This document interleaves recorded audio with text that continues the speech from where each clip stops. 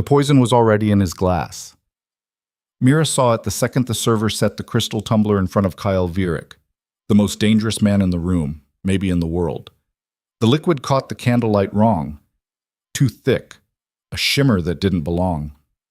Everyone else saw power, alliances, the future of empires being negotiated over rare wine. She saw death, and she had about 3 seconds to decide. Stay silent and let the alpha who dragged her into this gilded nightmare choke on his own arrogance, or save the bastard and risk everything. Her hand shot out. If you want to see how a street Omega survives a world built to destroy her, stay until the end. Drop a like and tell me in the comments what city you're watching from. The Arkstone Tower didn't just touch the sky, it owned it. 90 floors of black glass and steel rising from the heart of New Manhattan like a blade. At its peak, where the air was thin and the view stretched across 3 states, the world's most powerful shapeshifters gathered in a room that cost more than most people earned in a lifetime. Mira Voss didn't belong here. She knew it. They knew it. The difference was, she didn't particularly care. Stand straight, hissed the attendant who'd shoved her into the silk dress that felt like a straitjacket. And for God's sake, don't speak unless someone asks you a direct question. Mira rolled her shoulders, feeling the fabric pull across her back. The dress was emerald green, probably worth more than the entire block she'd grown up on in Southgate. It had a slit that ran too high and a neckline that dipped too low, and she hated every expensive thread of it. What if I have something to say? The attendant's face went pale. You won't. But Mira already knew that was a lie. She always had something to say. It was one of several problems that had gotten her into trouble her entire life. The gathering hall was obscene. Vaulted ceilings dripped with crystal chandeliers the size of cars. The floor was white marble veined with gold polished to a mirror shine. Floor-to-ceiling windows framed the city below like it was a possession, something to be admired and controlled. Around the room, alphas moved with the kind of confidence that came from never being told no. They wore tailored suits and designer gowns, diamonds and platinum, scents that cost more per ounce than her mother's medication used to.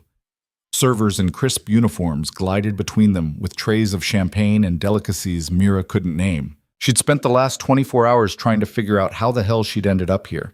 It started 3 days ago. A summons. Not a request. A summons. Delivered by 2 stone-faced betas in black tactical gear who showed up at the converted warehouse where she'd been crashing. They hadn't asked if she wanted to come. They'd simply informed her that her presence was required at the selection. Selection for what? She'd demanded. They hadn't answered. They just waited while she grabbed her jacket and the knife she kept in her boot, and then they'd escorted her into a blacked-out SUV that smelled like leather and intimidation. The warehouse belonged to a pack that ran protection rackets in the industrial quarter. Mira wasn't pack. She wasn't anything, really, just an Omega who'd learned early that the world didn't give a damn about you unless you made it, and even then, it was a gamble. She picked up work where she could find it. Courier runs. Security gigs. Once, a 3-week stint as a bodyguard for a beta crime lord who'd liked that she didn't flinch when things got messy. Omegas weren't supposed to do that kind of work. They were supposed to be soft, delicate, compliant. Mira had never been good at supposed to. The selection turned out to be exactly as degrading as it sounded. 200 Omegas crammed into a holding area that looked like a luxury hotel and felt like a livestock pen. They were inspected, measured, questioned, scented. What the hell is this? Mira had asked the nervous Omega next to her, a willowy blonde who looked like she'd stepped out of a fashion magazine. You don't know? The blonde's eyes went wide. It's for Kyle Vierick. The name landed like a brick. Everyone knew Kyle Vierick, alpha of the Vierick pack, one of the 5 ruling families that controlled the shapeshifter world from the shadows. He was a legend, a nightmare. Depending on who you asked, he was either the future of their people or the thing that would burn it all down. He's choosing a mate, the blonde whispered. From us. Mira had laughed. Actually laughed, sharp and disbelieving. You're kidding. But no one else was laughing. The room was full of Omegas who'd spent their entire lives preparing for a moment like this. Groomed, trained, polished until they shone. Mira had been scouted off the street. She'd made it through the first round by sheer accident. She'd told the interviewer exactly what she thought of the archaic practice of alphas selecting mates like they were picking out furniture, and apparently someone found that entertaining. The second round, she'd refused to perform the traditional submission gesture, and instead of being disqualified, she'd been moved forward. By the third round, she'd started to suspect someone was screwing with her. And now she was here, in a room with 30 remaining candidates, waiting for Kyle Vierik to make his choice. There, someone murmured. The energy in the room shifted. Conversations dropped to murmurs, then silence. Every head turned toward the far entrance. Kyle Vierik walked in like he was born to it. He was tall, taller than most alphas, which was saying something, with the kind of build that came from real violence, not gym memberships. Dark hair, cut short, a face that would have been handsome if it wasn't so hard, all sharp angles and cold lines. His suit was black, perfectly tailored, and probably cost more than a house. But it was his eyes that hit her, pale gray, like winter steel. They swept the room with the kind of casual assessment a predator gave its territory. Everyone else dropped their gaze. Submission, respect, fear. Mira stared right back. She didn't plan it, didn't think about it. It was just she'd never been good at looking away. Not from cops, not from pack alphas who thought they owned the streets, not from anyone. It was a reflex, born from too many years of learning that the second you lowered your eyes, you gave someone permission to walk over you. Kale's gaze found hers. Held. Something flickered in those cold eyes. Surprise, maybe. Or curiosity. It was gone in a second, but Mira felt it like a static shock. He kept walking, moving through the room with 2 steps behind him. His inner circle, she guessed. A woman with sharp cheekbones and silver hair coiled like a weapon. A man built like a freight train, expression unreadable. Kale stopped in front of the first candidate, spoke quietly. The Omega answered, voice trembling. He moved on. One by one, he worked his way through the room. Some Omegas he dismissed with a glance. Others, he asked questions, background, skills, family. It was clinical, efficient, like he was conducting a business transaction. When he reached Mira, she was leaning against one of the marble pillars, arms crossed. Name, he said. His voice was deep, controlled. The kind of voice that didn't need to be raised to be heard. Mira Voss. Pack affiliation? None. His eyes narrowed slightly. Family? Dead. If he had a reaction to that, it didn't show. What do you do, Mira Voss? She shrugged. Whatever pays. Behind him, the silver-haired woman made a small sound of disgust. Kale didn't turn, but his jaw tightened. You understand what this is? He asked. A circus? The room went dead silent. Someone gasped. The blonde Omega from earlier looked like she might faint. Kale's expression didn't change, but something shifted in his posture. He took a step closer, and Mira had to fight the instinct to step back. He was taller up close, broader. His scent hit her, pine and gunpowder and something wild she couldn't name. You think this is a game? His voice was soft now, which somehow made it worse. I think it's a waste of time, Mira said, meeting his eyes. Yours and mine. Then why are you here? Didn't have a choice.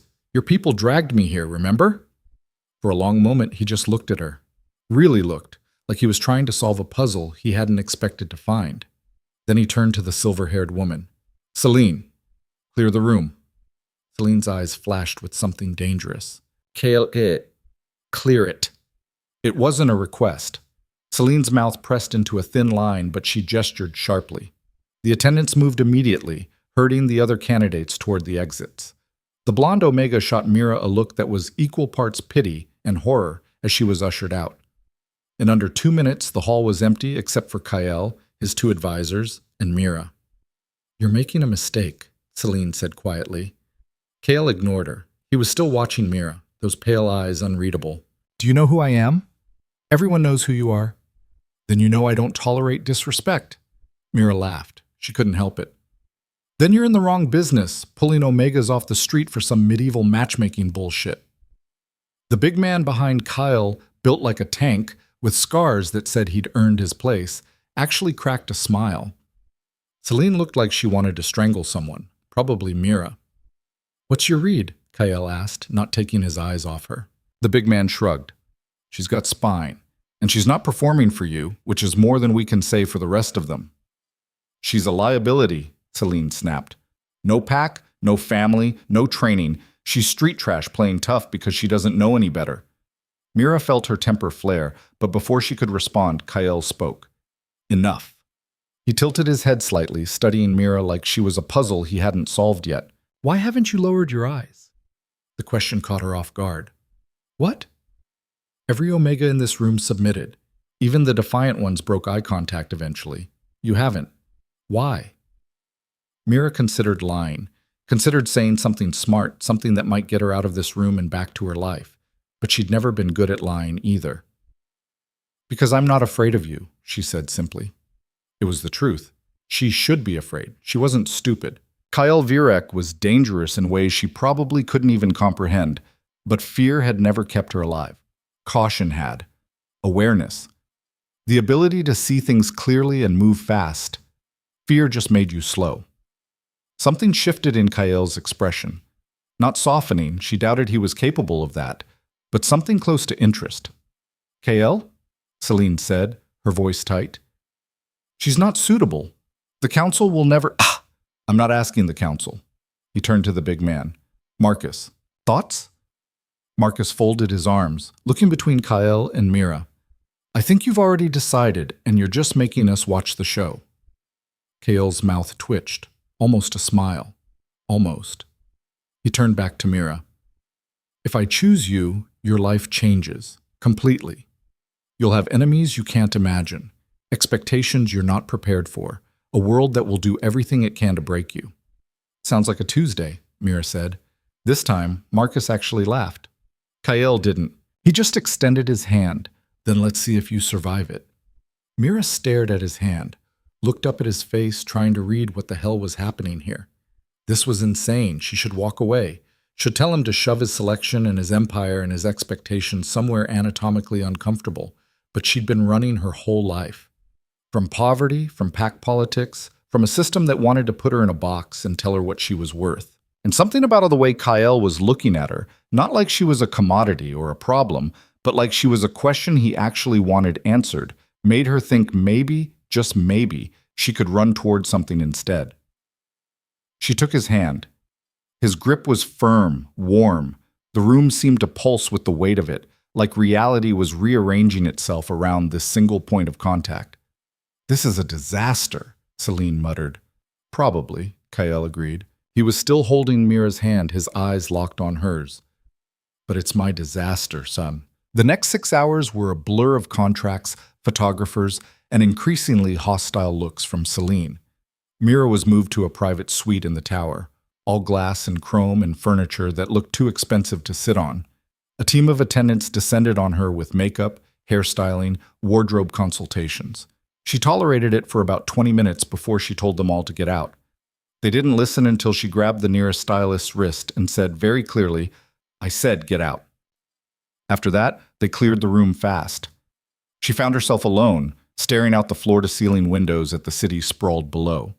From up here, the street she knew looked like veins pulsing with light and life. Somewhere down there was the warehouse district, the night markets, the places she'd carved out a life one brutal day at a time. She wondered if she'd ever see them again. A knock at the door. She didn't turn. I'm not putting on another dress. Good. I hated the last one anyway. She spun around. Kyle stood in the doorway, still in his suit but with the jacket gone and the sleeves rolled up. He looked not relaxed exactly. Kyle Virek didn't do relaxed, but less like a predator about to strike. Shouldn't you be at some gala or something? Mira asked. Probably. He stepped inside, hands in his pockets. But I don't trust Celine not to poison you while I'm gone. Mira snorted. She seems delightful. She's effective, and she hates chaos. His eyes flicked to her. Which means she's going to hate you. Everyone hates me. I'm used to it. Are you? The question was quiet, but it landed hard. Mira turned back to the window, suddenly uncomfortable. What do you want, Kyle? To understand what I just did. You chose the wrong Omega at your little beauty pageant. Congratulations. I chose the only one who looked me in the eye and told me the truth. She glanced at him. He He was watching her with that same intensity, like she was a code he was trying to crack. "The truth is overrated," she said. "Not where I'm from." "And where's that? The top of a tower where everyone bows when you walk in a room?" His jaw tightened. "You think I wanted this?" "I think you have enough power to refuse it if you didn't." For a moment, he didn't respond. Then he moved to stand beside her at the window, looking out at the same city she was. "My father built this empire on blood and fear," he said quietly. "He believed strength was the only currency that mattered. When he died, I inherited everything: the power, the enemies, the expectations. The council thought I'd be easier to control than him. They were wrong." Mira studied his profile. There was something there beneath the armor, something almost human. "Why tell me this?" she asked. "Because you're right. I could have refused the selection. But the council's been pushing for it for years. They want an heir, a continuation of the bloodline, control." He turned to face her. "I needed someone who couldn't be bought or manipulated. Someone who didn't want this world. So you picked a street Omega with no training and a bad attitude." "I picked someone who'll survive it." The weight of that settled between them. Mira wanted to argue, to tell him he was wrong, that she was barely surviving her own life, let alone this one. But there was something in his eyes, not hope exactly, but maybe belief. And she'd had so little of that in her life that she didn't know what to do with it. "This is crazy," she said finally. "Probably. Your advisor's going to kill me in my sleep. I won't let her. You can't watch me every second. Then learn to watch your own back." He paused. "You've done it this long." She wanted to hate him, wanted to hate this whole situation. But the truth was, she was tired of fighting alone, tired of clawing her way through each day with nothing to show for it, but new scars and old rage.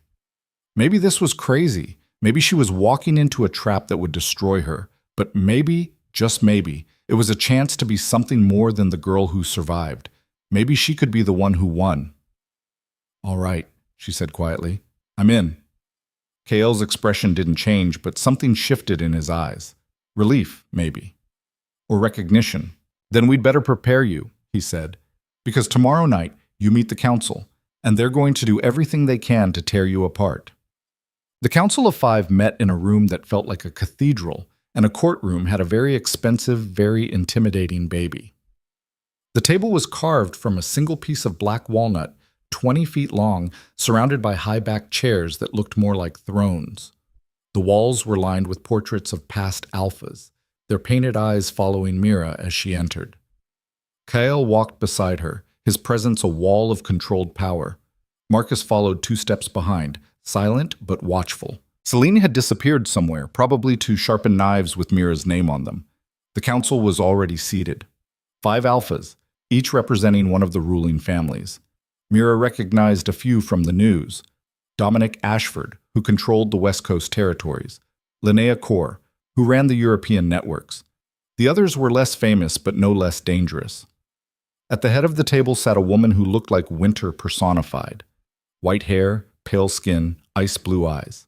Evangeline Thorne, the eldest council member, and by all accounts, the most ruthless. "Kael," she said, her voice smooth as silk over steel.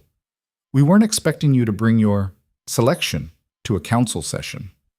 "Mira Voss is my chosen mate," Kael said evenly. "She has every right to be here." "Does she?" Evangeline's gaze slid to Mira, and it felt like being assessed by a surgeon deciding where to cut. "Ms. Voss, tell us about your lineage." Mira felt every eye in the room turn to her. The smart play was to be respectful, deferential, to play by their rules. She'd never been good at smart. "My mother was a seamstress in South Gate," she said. "My father died before I was born. No pack, no pedigree, no portfolio. Just me." Silence. The kind that screamed disapproval. "I see," Evangeline said. "And what exactly do you bring to this union?" "A pulse?"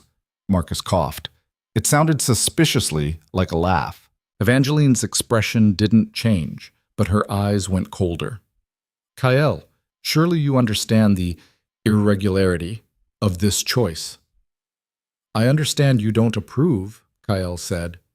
I don't require your approval. No, but you require our cooperation, Dominic Ashford cut in. He was younger than Evangeline, sharp-featured, with the look of someone who smiled while plotting murder. The selection was meant to strengthen alliances, to solidify our position. Instead, you've chosen someone who can't be bought, Kyle interrupted. Someone who doesn't owe any of you favors or loyalty. Someone who's a liability, Linnea Kaur said. She had an accent, German maybe, and eyes like a hawk. No training, no connections, no value beyond being an Omega. What happens when the other packs see this as weakness? They won't. You're certain of that? I'm certain that anyone who sees Mira as weakness is welcome to test the theory. Kale's voice dropped, taking on an edge that made the temperature in the room seem to drop. I'm happy to provide a demonstration. The threat hung in the air. Mira watched the council members exchange glances, recalculating, reassessing. This wasn't just about her, she realized. This was about Kyle asserting dominance, drawing lines in the sand. She was just the excuse. Very well, Evangeline said finally. If you're determined to proceed with this unconventional choice, then Ms. Voss will need to prove herself capable of the role. She will. I'm not finished. Evangeline's gaze locked on Mira again. There are expectations for an alpha's mate, responsibilities. You'll be representing not just Kyle, but the entire Viric pack. Can you handle that? Mira wanted to say something sharp, something that would wipe that superior look off Evangeline's face. But there was something in the way Kyle was standing, tense, coiled, ready to fight, that made her pause. He'd gone to bat for her, defended her to the most powerful alphas in their world. The least she could do was not throw it back in his face. I can handle whatever you throw at me, she said. I've been doing it my whole life. The streets and the council are very different arenas, child. Then I'll learn fast. Evangeline studied her for a long moment. Then, impossibly, she smiled. It was the smile of a predator who'd just spotted prey that might actually be interesting to hunt. We'll see, she said. Welcome to the council, Ms. Voss. Do try not to embarrass yourself. The session ended shortly after that. As Mira filed out with Kyle and Marcus, she caught sight of Celine in the hallway, deep in conversation with a woman in a crimson dress. The woman was stunning, tall, elegant, with dark hair and darker eyes. When she saw Kyle, her face lit up with a smile that didn't quite reach those eyes. Kyle? She glided forward, all grace and calculated charm. I heard the news. Congratulations. Seraphine. Kyle's tone was polite but distant. Thank you. Seraphine's eyes slid to Mira, and that smile sharpened. You must be the Omega everyone's talking about. How unexpected. Mira had dealt with enough fake smiles in her life to recognize one when she saw it. I get that a lot. I'm sure. Seraphine's gaze lingered on her, assessing. Well, if you need any guidance, navigating this world can be quite complex for someone of your background. Please don't hesitate to ask. I'd be happy to help. The offer was poison wrapped in silk. Mira opened her mouth to tell Seraphine exactly where she could shove her help, but Kyle's hand landed on her lower back, gentle but firm. We appreciate the offer, he said smoothly, but Mira's doing just fine. Seraphine's smile didn't waver, but something cold flickered in her eyes. Of course. I'll see you at the summit dinner then. I'm looking forward to it. She swept past them, Celine falling into step beside her. Mira watched them go, a bad feeling settling in her gut. Friend of yours? She asked Kyle. Former ally, he said, and future problem, if I'm reading this situation correctly. She wants you dead. Not dead, controlled. He glanced at her. Seraphine Dre is the heir to the Dre fortune. We were, expected to form an alliance. When I chose you instead, I made her an enemy. Great. Another one for the list, Marcus chuckled. You're going to fit right in. Okay. The summit dinner was held 3 nights later in the Grand Hall, the same space where Mira had first met Kyle. It had been transformed. Long tables draped in black and silver, centerpieces of white roses and candles, a small orchestra playing something classical and forgettable. The guest list was a who's who of shapeshifter elite, Pack leaders, council members, business magnates, politicians. Mira wore another dress. This one black, simpler than the first, but still expensive enough to make her uncomfortable. Her hair was loose because she'd refused to let the stylist twist it into some elaborate updo. She wore minimal makeup and the silver cuff bracelet Kael had given her that morning. "It's got a tracker," he'd said when she'd raised an eyebrow at it. "And a panic button. Press it and I'll know." "You expecting trouble?" "Always." Now standing at the entrance to the hall, she understood why. The room was full of predators in evening wear, each one sizing up the competition, looking for weakness, plotting their next move. Kael appeared beside her, devastating in a tailored black suit. He offered his arm. "Ready?" "Not even a little bit." "Good. Fear keeps you sharp." They entered together. Conversations paused. Heads turned. Mira felt the weight of every stare, every judgment. She kept her head up, her expression neutral, and tried not to think about how badly she wanted to bolt. The first hour was a gauntlet of introductions. Pack leaders who looked at her like she was a curiosity. Council members who barely acknowledged her existence. Business partners who smiled and asked invasive questions about her family, her background, her intentions. She answered as honestly as she could stomach, which is to say, not very. By the time they sat down for dinner, she was exhausted. Kael was seated at the head of the table, Mira to his right. Marcus was a few seats down, watching the room like a hawk. Celine was across from them, next to Seraphine, both women engaged in quiet conversation that looked far too friendly. The first course arrived, some kind of seafood thing Mira couldn't identify. She picked at it, watching the dynamics around the table. Dominic Ashford was holding court at the far end, telling some story that had people laughing. Linnea Kaur was in deep discussion with another alpha, their voices low and serious. Evangeline sat like a queen, observing everything, saying little. "You're quiet," Kael murmured beside her. "Trying not to say something that'll get us both killed." His mouth twitched. "Appreciated." The second course came, then the third. Wine flowed freely. The conversations grew louder, more animated. Mira started to relax, just slightly, thinking maybe she'd survive this after all. Then the server set a crystal tumbler in front of Kael. The wine caught the candlelight, deep red and gleaming. But there was something off about it, the way it moved, too thick, a shimmer that didn't belong. Mira's hand shot out before her brain caught up, knocking the glass aside. It hit the table, shattered, wine spraying across the white tablecloth like blood. The room went silent. Every eye turned to them. Kael was staring at her, shock breaking through his usual composure. Marcus was already on his feet, hand moving toward a weapon Mira was certain he had hidden somewhere. "What the hell?" someone started. "It was poisoned," Mira said. The silence deepened, became dangerous. Evangeline rose slowly from her seat. "That's a serious accusation, Ms. Voss." "It's the truth." Mira pointed at the spilled wine, at the way it was eating through the fabric of the tablecloth, leaving dark burns. "Look at it." Kael's face had gone cold. He stood, and the temperature in the room seemed to drop 10 degrees. "Who served this?" The server, a young beta, pale and terrified, stepped forward. I don't know, sir. It came from the kitchen. I just brought what I was told." "Who told you?" Marcus's voice was sharp. I don't remember. There were so many orders." Kael's eyes swept the room, landing on each person in turn. Mira watched alliances crumble in real time as people shifted, glanced at each other, calculated their positions. "Seraphine?" Kael said quietly. "Where were you 10 minutes ago?" Seraphine's eyes widened. "You can't possibly think, Kael, I would never—" "Answer the question." "I was in the powder room. You can ask anyone." "I was with her," Celine said smoothly. "We were discussing the upcoming vote on territory redistribution." Kael's jaw clenched. Mira could feel the fury radiating off him, controlled but absolute. He didn't believe them. Neither did she.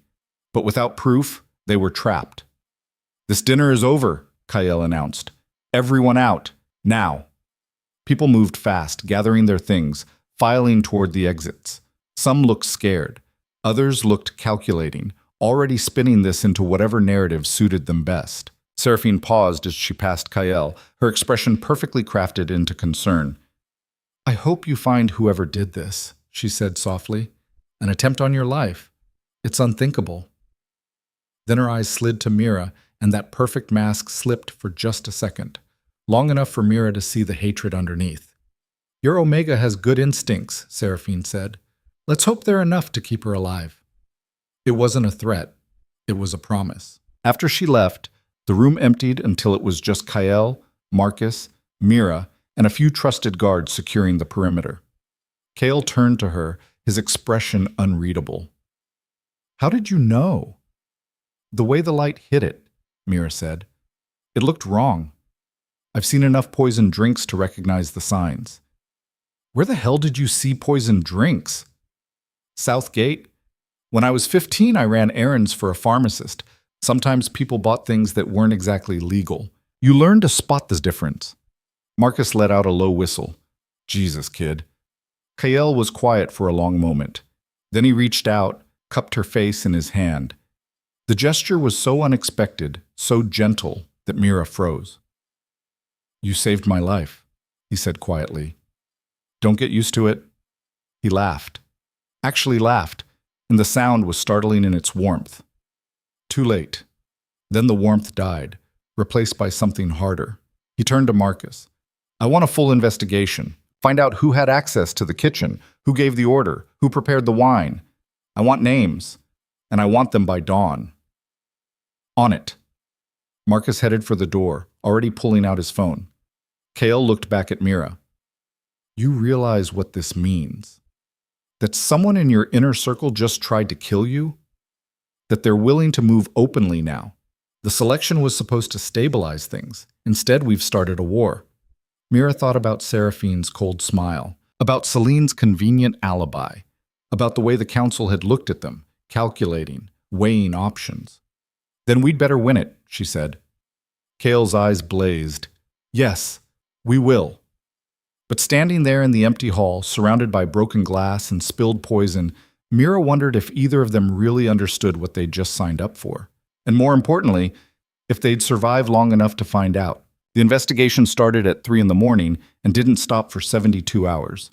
Marcus pulled every security feed, questioned every staff member, traced every supply chain that touched the wine cellar. The kitchen staff was interrogated in shifts. The sommelier broke down crying after hour 6, swearing he'd never seen the bottle before. The head chef threatened to quit twice before Marcus reminded him that quitting during a murder investigation looked a lot like guilt. Mira watched most of it from the security hub, a windowless room 3 floors below Kael's penthouse, filled with monitors and the kind of technology that probably violated several privacy laws. She sat in a corner with bitter coffee and growing unease, studying the footage over and over. The poisoned wine had appeared on the serving card exactly 4 minutes before it reached their table. Before that, nothing. The cart had been in the kitchen, loaded with the correct vintage, the correct glasses. Then a server, not the beta who delivered it, someone else, had walked past, and when the camera angle switched, the glass was different. "There," Mira said, pointing. "Rewind that." The tech, a wiry beta named Jonah, with fingers that moved faster than thought, scrubbed the footage backward. They watched the moment again. The server walked past. The angle changed. "It's a gap in coverage," Jonah muttered. 3 seconds. Someone knew exactly where the blind spot was. "Can you ID the server?" "Already tried." Faces angled away from every camera. Height and build match maybe 40 people on staff. Mira leaned back, frustration building. Whoever had done this knew the security system intimately, which meant they'd either studied it extensively or had inside help. Or both. The door opened. Kael walked in, still in yesterday's shirt, sleeves rolled up, looking like he hadn't slept. He probably hadn't. His eyes found Mira immediately. "Anything?" "A ghost," she said. "Someone who knows your security better than you do." His jaw tightened. He moved to the monitors, watching the footage play again. Mira saw the moment he reached the same conclusion she had. "Celine designed this system," he said quietly. "I know." They stood there in silence, the weight of it settling between them. Celine had been with Kael for 6 years, his head of security, his advisor, his second in command. If she was involved, we need proof, Kyle said. Suspicion isn't enough. Then let me get it. He turned to her, frowning. What are you talking about? I'm the outsider. No one takes me seriously. Half the pack thinks I'm a liability. The other half thinks I'm a joke. She met his eyes. Let me use that. Absolutely not. Kyle, you're not trained for this. You don't know these people, how they operate, what they're capable of. I know they tried to kill you, Mira cut in. And I know they'll try again if we don't stop them. You can't investigate Celine yourself. She'll see it coming a mile away. But me? She shrugged.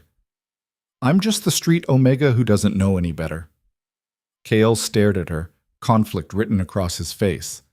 Then Marcus spoke from the doorway, startling them both. She's right. Kale rounded on him. You can't be serious. Dead serious. Marcus stepped inside, looking tired but alert. Celine's already watching you like a hawk. Every move you make, every question you ask, she's tracking it all. But Mira? He glanced at her with something like respect. Nobody expects her to be a threat. Because she's not a trained operative. She spotted poison that would have killed you. She read a room full of predators and survived. She's got instincts, Kale. Let her use them. The silence stretched. Mira watched Kyle war with himself, logic against something that looked a lot like fear. It was strange seeing that crack in his armor. He'd been so controlled, so absolute. But this, caring about what happened to her, that was new. Dangerous, maybe, but new. If you do this, he said finally, you follow my rules. You check in every 4 hours. You don't take risks. And the second something feels wrong, you get out. Fine. I'm not finished. He moved closer, his voice dropping. These people are not your street contacts. They don't operate on the same code. They'll smile while they plan your murder. They'll use every weakness, every fear, every attachment against you. Do you understand? I've been surviving predators my whole life, Mira said. These ones just have better table manners. Marcus snorted. Kyle didn't look amused. 4 hours, he repeated, or I'm coming to find you. Deal. The plan was simple, which made Mira nervous. Simple plans usually meant something was about to go very wrong. She started by making herself visible, showed up at the pack's main gym, a sprawling facility in the tower's lower levels, and ran the track for an hour. Let people see her, let them whisper. The Omega who didn't belong, the girl who thought she could play in their world. After the run, she hit the training mats. A few betas were sparring in the far corner. They glanced at her, smirked, went back to their drills. Mira wrapped her hands, found a heavy bag, and started working. She'd learned to fight young, had to. Southgate didn't tolerate weakness, and being an Omega without pack protection meant you either got hard fast or you got hurt. She'd chosen hard.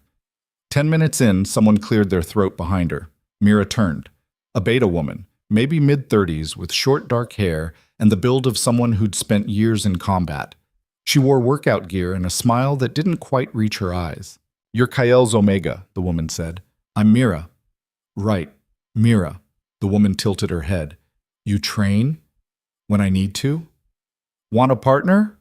Every instinct screamed trap, but Mira nodded anyway. Sure. They moved to the sparring mat. The woman introduced herself as Vera, one of Celine's lieutenants. Of course she was. Mira kept her expression neutral, her stance ready.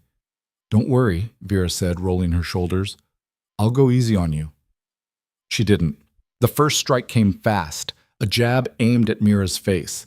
Mira slipped it, countered with a body shot that landed solid. Vera's eyes widened, just slightly. Then she smiled for real. Okay, not completely helpless. They went 3 rounds. Vera was better trained, more technical, but Mira was scrappier, meaner.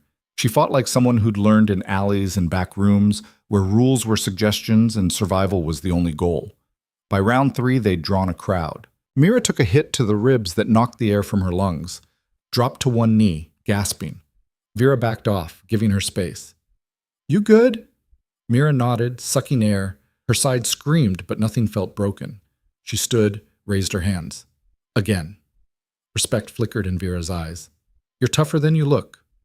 They reset. This time, Mira waited for Vera to overcommit on a kick, then swept her legs. Vera hit the mat hard, and the watching betas actually cheered. Vera laughed, breathless. Okay, I deserve that. Mira offered her a hand up. Vera took it, and for a moment they were just two fighters who'd tested each other and found the result interesting. Celine said you were a liability, Vera said, still catching her breath. But you move like someone who's been in real fights. I have been.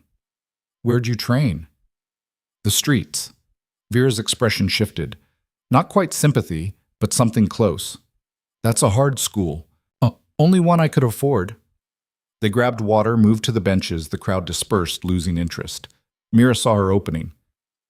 Can I ask you something? She said quietly. Shoot. Does Celine hate me because I'm not qualified or because Kyle chose me instead of who she wanted? Vera took a long drink before answering.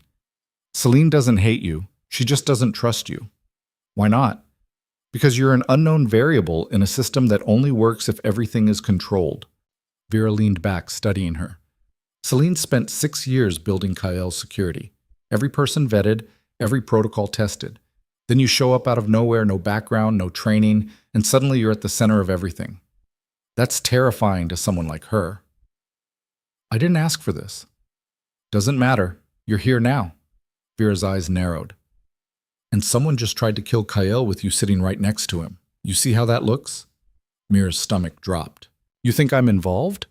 I think Celine's exploring every possibility, including that you're a plant sent to get close to him. That's insane. Is it? Vera's voice was mild, but her gaze was sharp. You appear at the selection with no pack ties, no history anyone can verify. You make Kyle choose you by being exactly different enough to be interesting. Then the first major event you attend, someone poisons his drink, and you're the hero who saves him. She paused. Some people might call that convenient.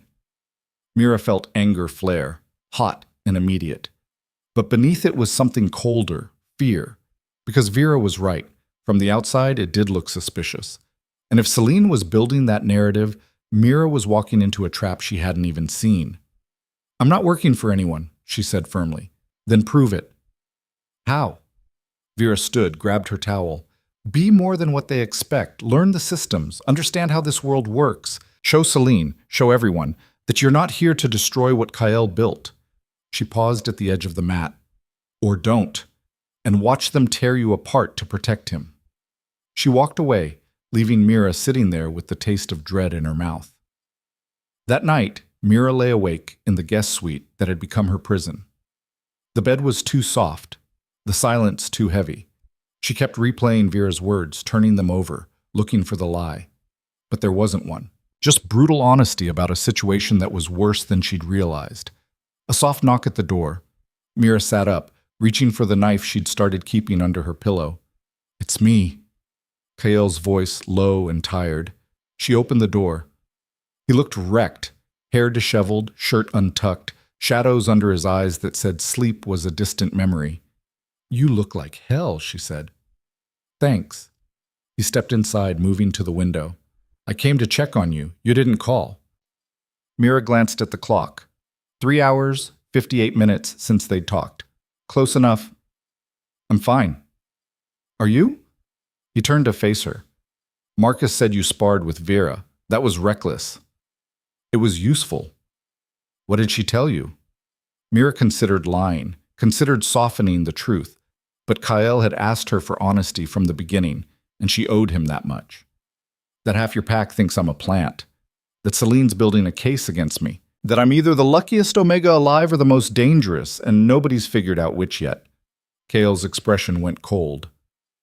Vera had no right. She was being honest, which is more than most people here are willing to do. Mira moved closer, studying his face. Is she right? Does Celine think I'm involved? The pause was answer enough. Fuck, Mira breathed. Kyle, you have to know I didn't... I know. His voice was absolute.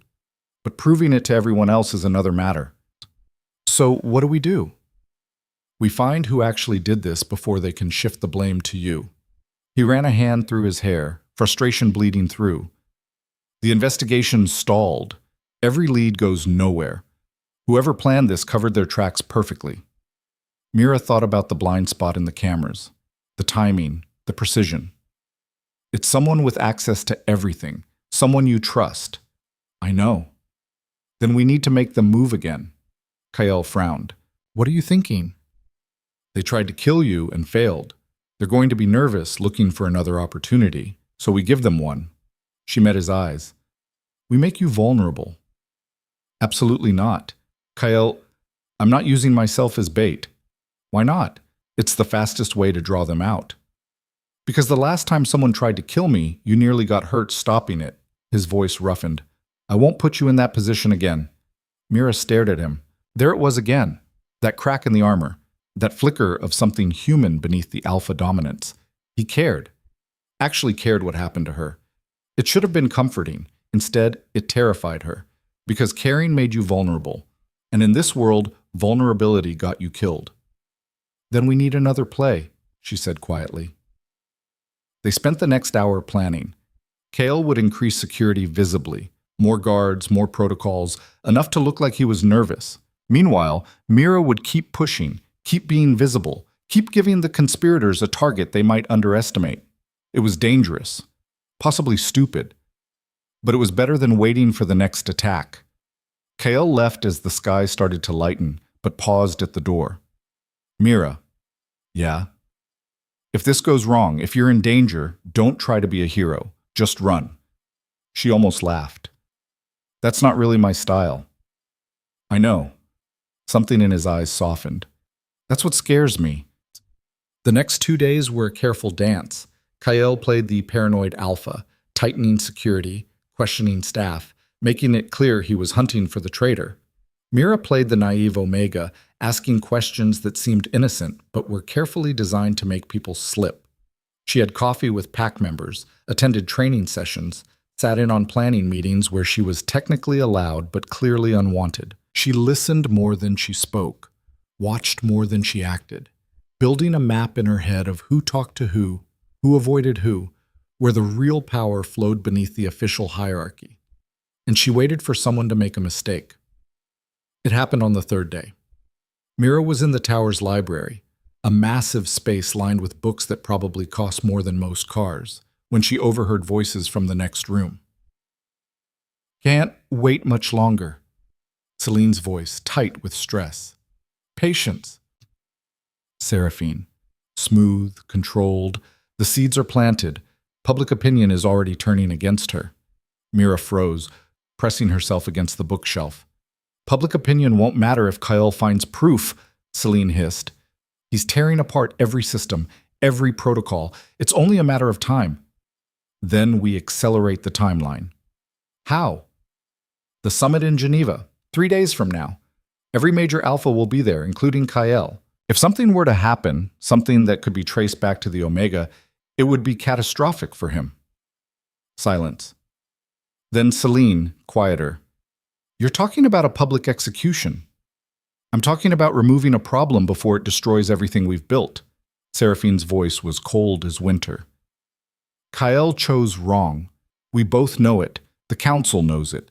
The only one who doesn't seem to understand is him. And if he finds out we're behind it, he won't, not if we're careful. A pause. Are you having doubts?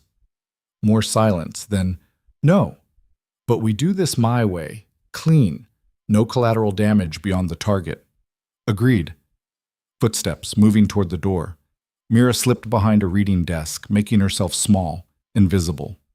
She watched through the gap as Celine and Seraphine emerged, walking side by side like old friends planning a dinner party instead of a murder. After they left, Mira stayed hidden for a full 5 minutes, heart hammering. Then she pulled out her phone and texted KL. Need to talk. Now. Private. He responded in seconds. My office. 10 minutes. Mira made it there in 8. Marcus was already present, standing by the window with his arms crossed. Kyle was behind his desk, looking dangerously calm. What happened? He asked the second the door closed. Mira told them everything. Every word, every inflection. When she finished, Marcus was swearing quietly, and Kyle had gone very, very still. Geneva, he said finally. They're planning something at Geneva. A public attack, Mira confirmed. Something that makes me look guilty. Or gets you killed in the crossfire. Marcus turned from the window.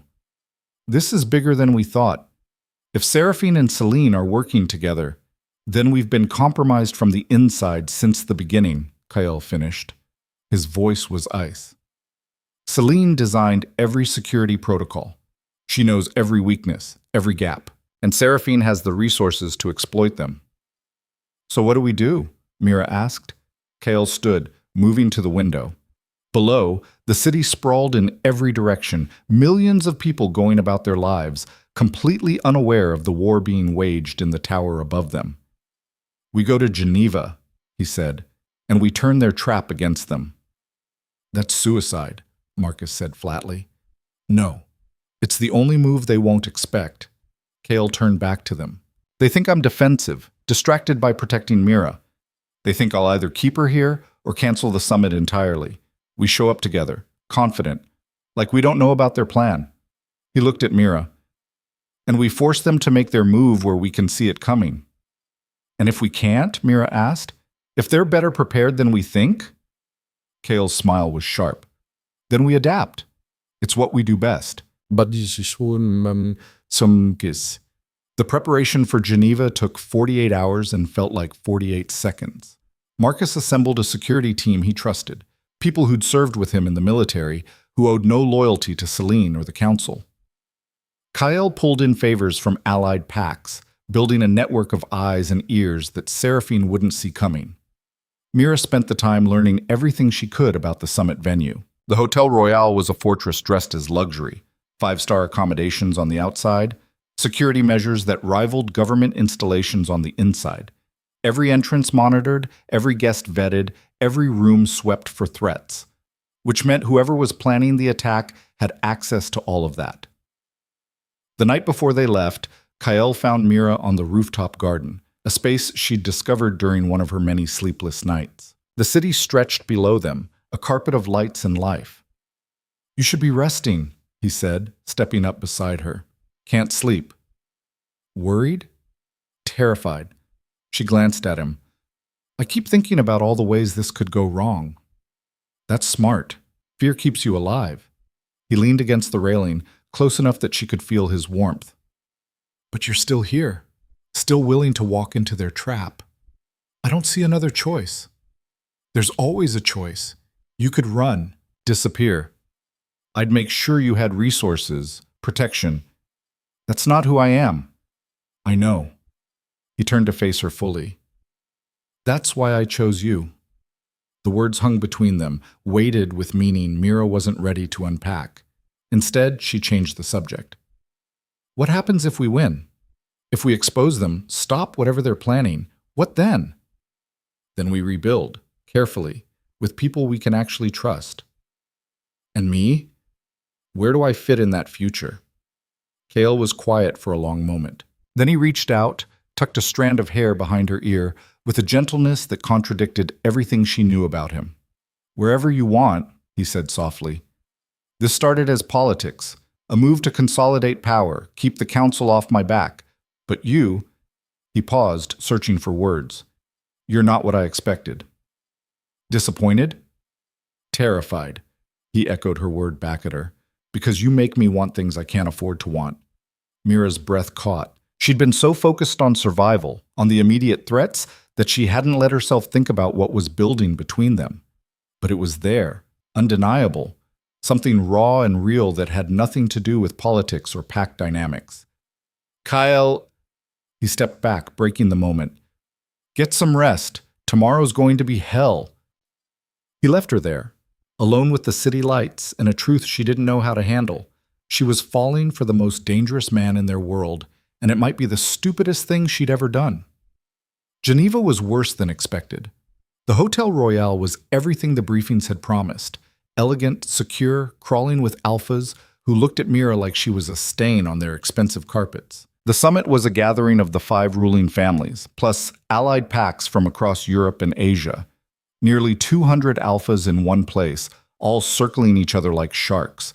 Mira stayed close to Kyle, playing the role of dutiful mate while her eyes tracked every face, every movement, every detail that didn't fit. Marcus and his team blended into the security detail, invisible but watchful. The first day passed without incident. Meetings, negotiations, carefully worded treaties that meant everything and nothing. Mira attended the sessions, watched Kyle operate with a precision that was almost beautiful. He was ruthless when he needed to be, diplomatic when it served, and always 3 moves ahead. Celine was there, of course, playing the loyal advisor, coordinating security, smiling like nothing was wrong.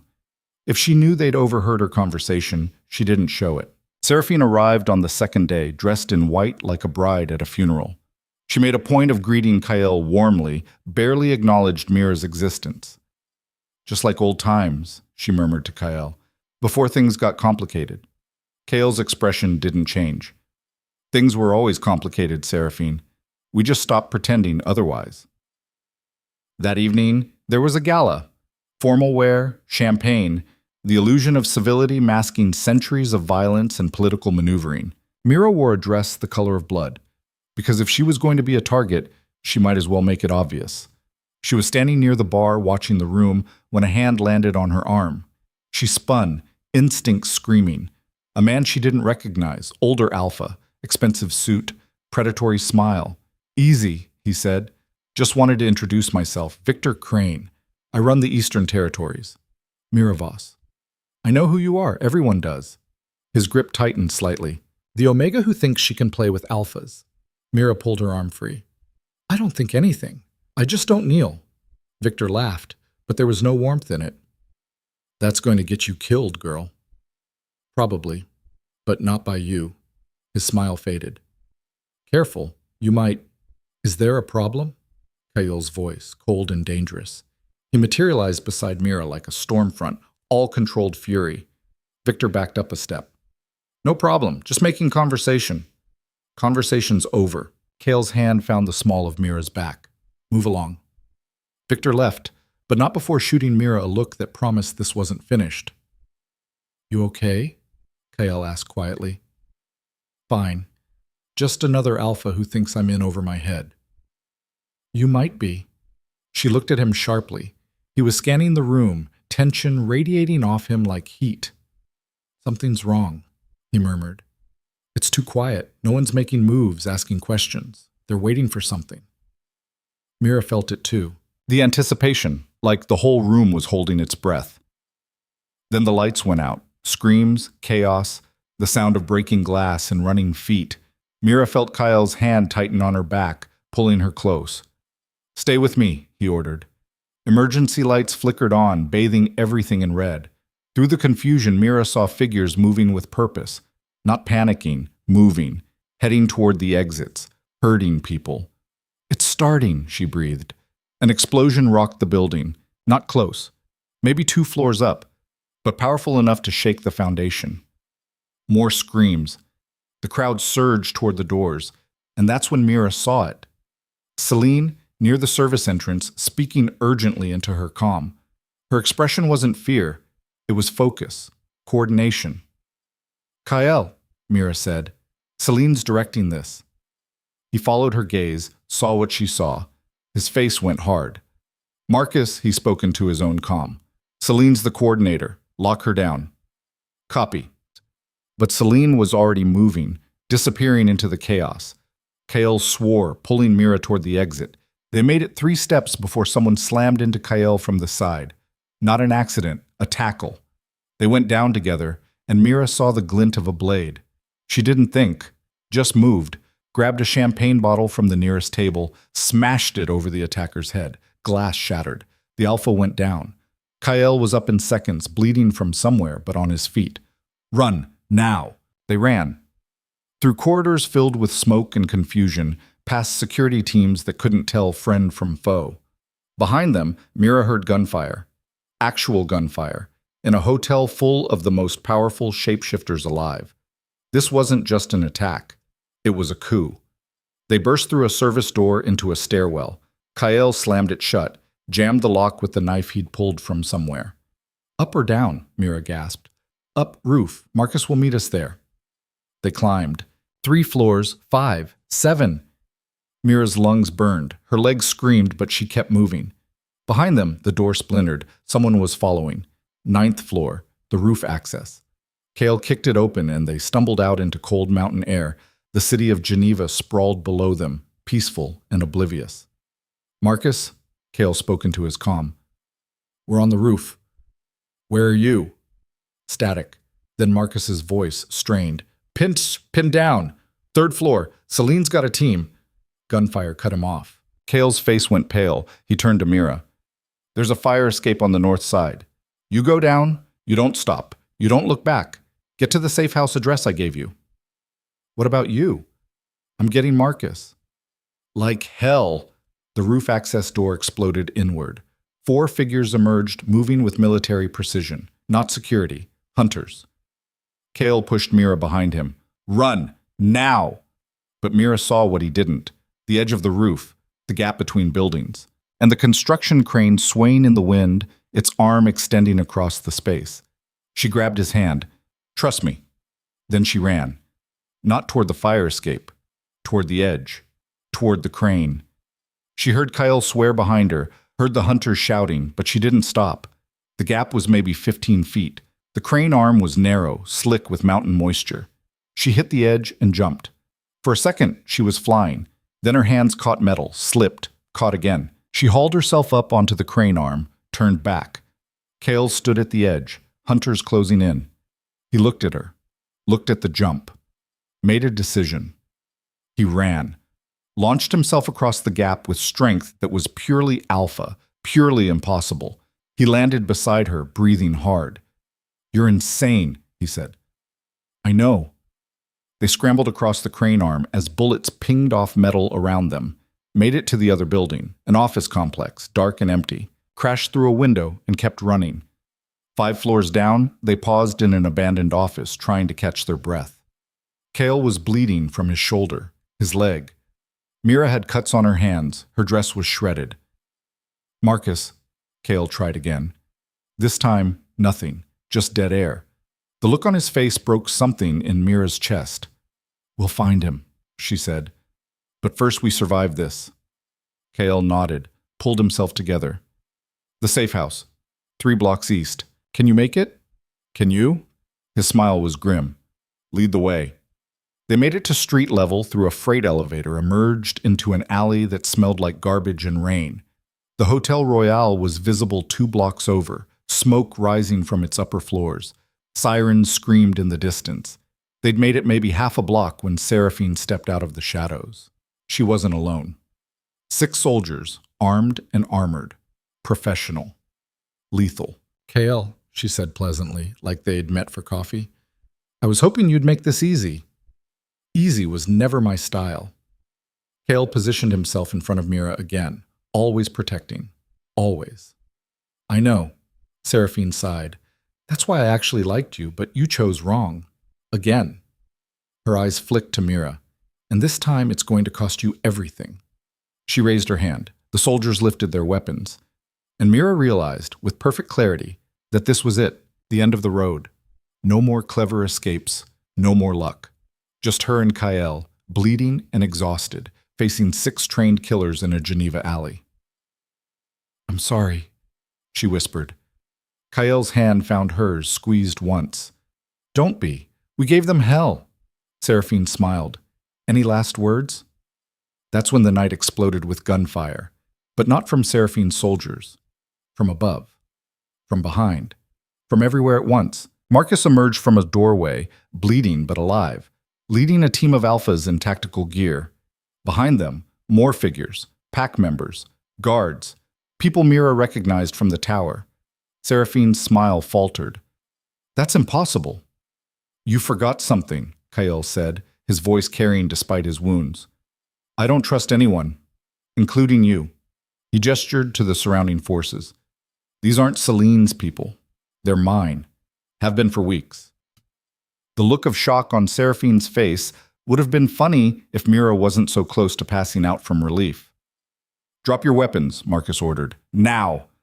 Seraphine's soldiers hesitated, looked at each other, looked at the 24 guns trained on them. They dropped their weapons. "Where's Celine?" Kyle demanded. Seraphine's mouth tightened. "Gone.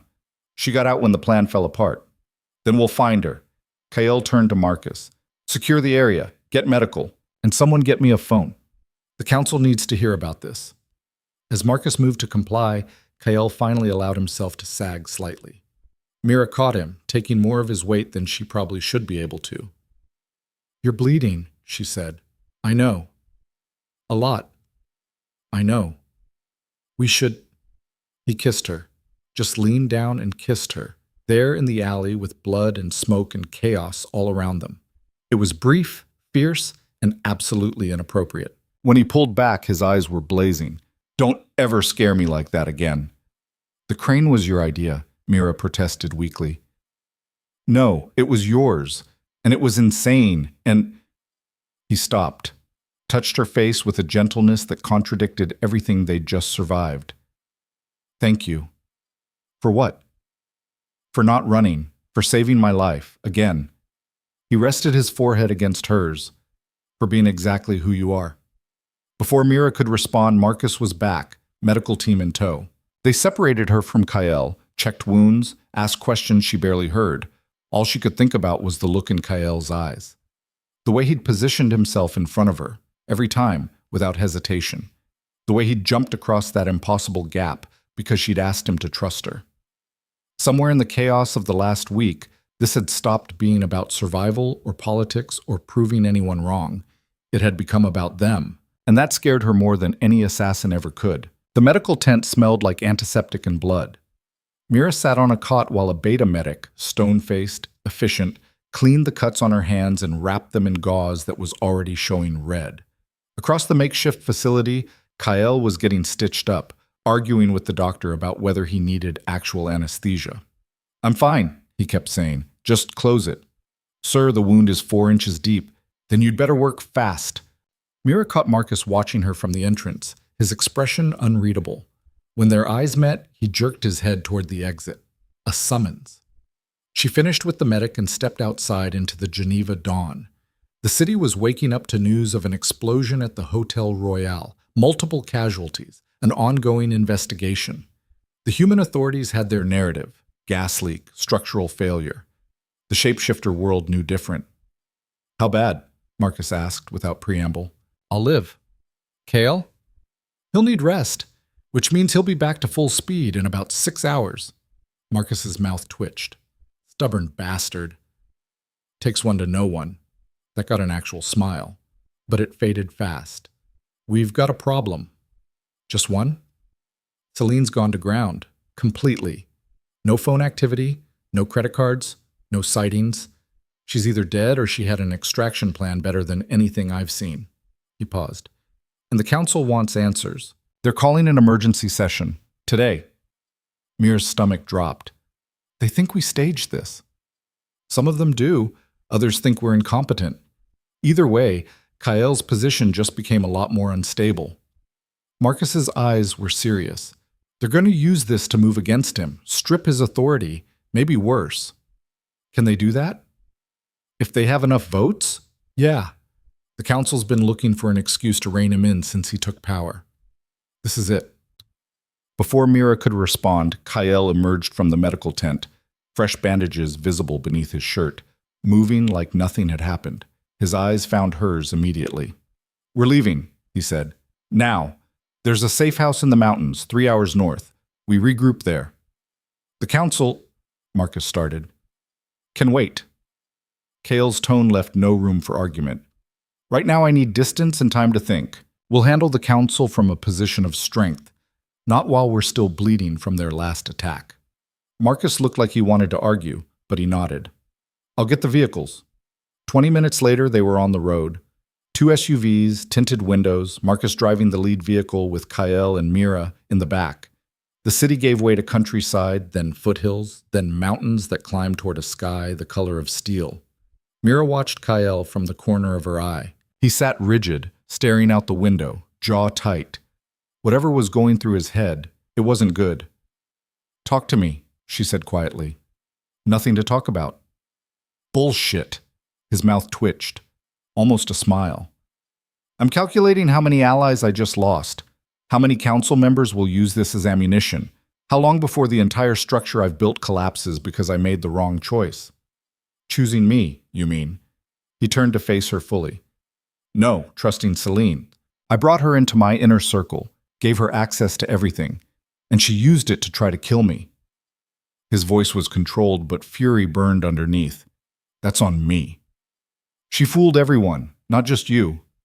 I should have seen it. Why? Because you're supposed to be perfect? Mira leaned forward. You're not. You're just a man trying to hold together an empire built on violence and betrayal. Eventually something was going to crack. Is this supposed to be comforting? It's supposed to be honest. Kyle was quiet for a long moment. Then, when you jumped off that roof, onto the crane, I thought you were insane. I was. But you did it anyway.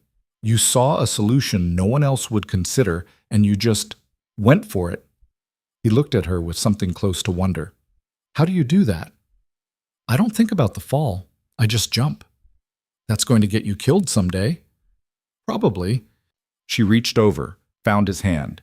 His fingers closed around hers automatically. But not today. The safe house turned out to be a compound carved into the side of a mountain, stone and steel, built to withstand assault and isolation in equal measure. It sat at the end of a winding road that looked barely maintained, surrounded by pine forest and silence. This is cheerful, Mira muttered as they pulled up. It's defensible, Marcus said. That's what matters. Inside, the compound was Spartan but functional. A central living area with a massive fireplace, bedrooms that felt more like cells, a kitchen stocked with supplies that could last months. And weapons. Lots of weapons. How many places like this do you have? Mira asked Kyle. Enough. He was already moving through the space, checking sightlines, exits, weak points. Marcus, set up a perimeter. I want eyes on every approach. Already on it.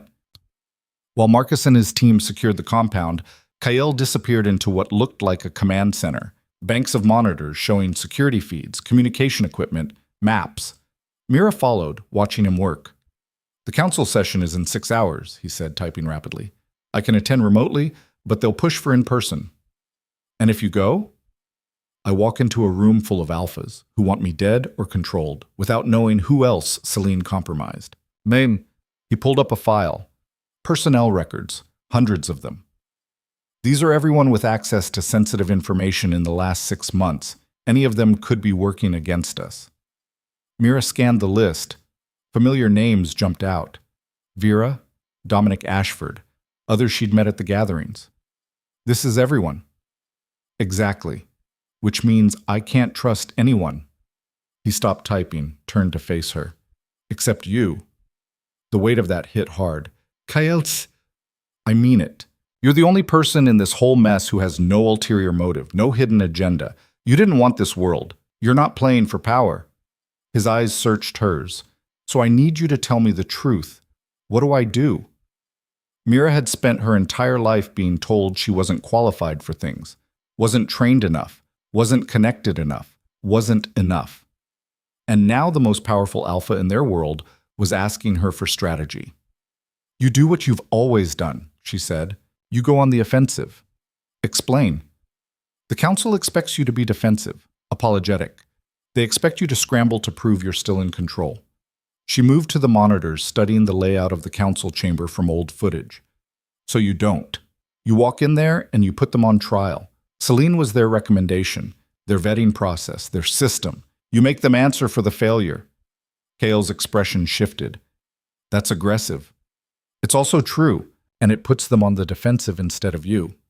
They'll hate it. They already hate you. This way, at least you're in control of the narrative. He studied her for a long moment. Then he started typing again, pulling up files, making notes. I'll need proof, evidence that Celine was compromised before she came to me. Can you find it? If it exists, yes. He glanced at her. This is going to get ugly. It's been ugly since the selection. Fair point. They worked for the next 4 hours building a case, digging through Celine's history, tracking her connections, finding the gaps in her story that everyone had overlooked. Marcus joined them halfway through, adding details from his own investigation. She met with Seraphine 17 times in the last 3 months, he said, pulling up surveillance photos. All off book, all in places with no official security. Planning, Kyle muttered. Right under our noses. There's more. Marcus pulled up financial records.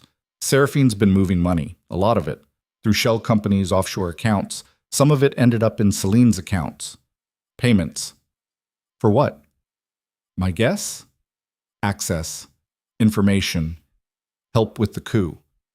Mira felt sick looking at the numbers. This wasn't just betrayal. It was a calculated operation, months in the making, and they'd almost pulled it off. The council needs to see this, she said. They will. Kyle's voice was hard. Every member, every detail, and then we're going to vote on new security protocols, ones that don't give any single person complete control. They won't like that either. I don't care what they like anymore. The council session started exactly on time. Kyle sat in front of the monitors, Mira and Marcus flanking him. On screen, the council chamber materialized, the same imposing space she'd been interrogated in, now filled with 5 very unhappy alphas. Evangeline Thorne spoke first. Kyle, I trust you have an explanation for the disaster in Geneva. I do. Kyle's voice was calm, controlled. My head of security, Celine Markov, orchestrated a coup attempt in partnership with Seraphine Dre. They planned to kill me and frame Mira, destabilizing the Virek pack and creating a power vacuum the council could exploit. Silence.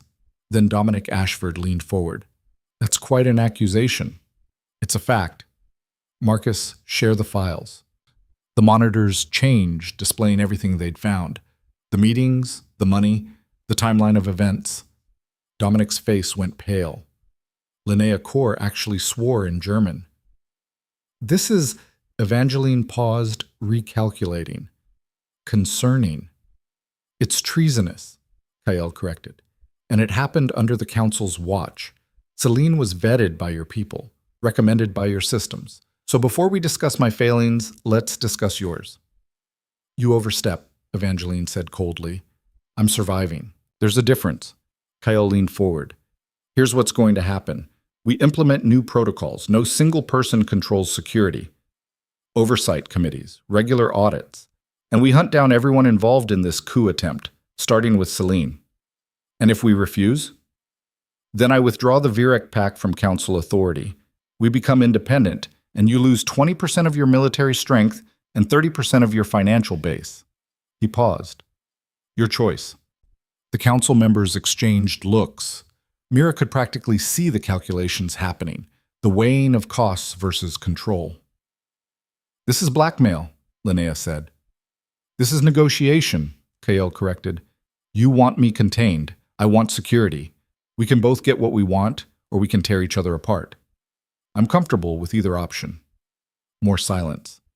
Then Evangeline spoke, her voice measured. We'll need time to review your proposals.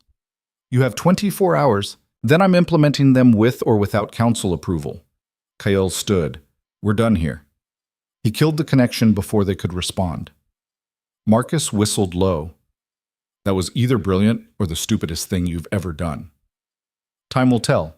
Kale turned to Mira. You should rest. It's going to be a long night.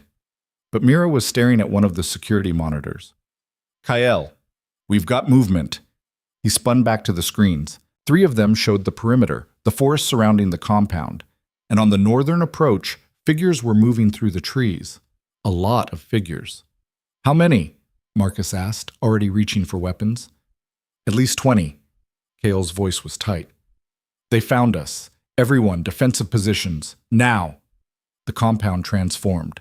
Guards materialized from rooms Mira hadn't known existed, armed and armored. Marcus barked orders, coordinating fields of fire, backup positions. Kale armed himself with efficient precision, guns, knives, things Mira didn't have names for. Here. He handed her a pistol. You know how to use this? Point and shoot? Close enough. Stay in the central room. If they breach the perimeter, you run. There's an escape tunnel in the storage room. Leads to a cave system half a mile east. You get out, you don't look back. I'm not leaving you. Mira, no. She checked the pistol, found it loaded. We do this together or not at all. He looked like he wanted to argue, but gunfire erupted outside before he could. The windows shattered inward, glass spraying. Mira hit the floor, ears ringing. Contact, Marcus shouted. North and east flanks. Kale was already moving, returning fire with controlled bursts.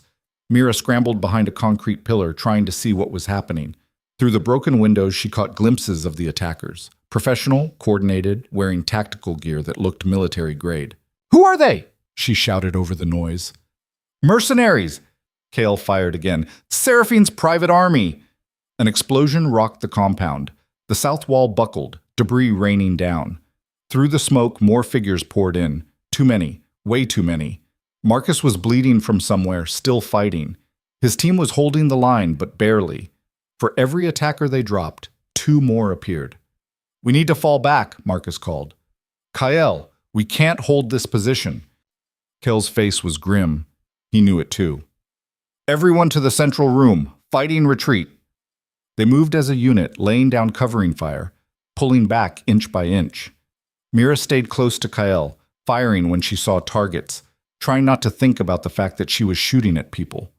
They made it to the central room. Marcus slammed the reinforced door shut, through the bolt.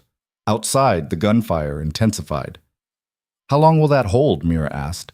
5 minutes, maybe 10. Marcus was already moving to the storage room. Tunnels are only option. They'll have it covered, Kyle said. Seraphine's too smart for that. Then what do we do? Kale looked around the room, calculating.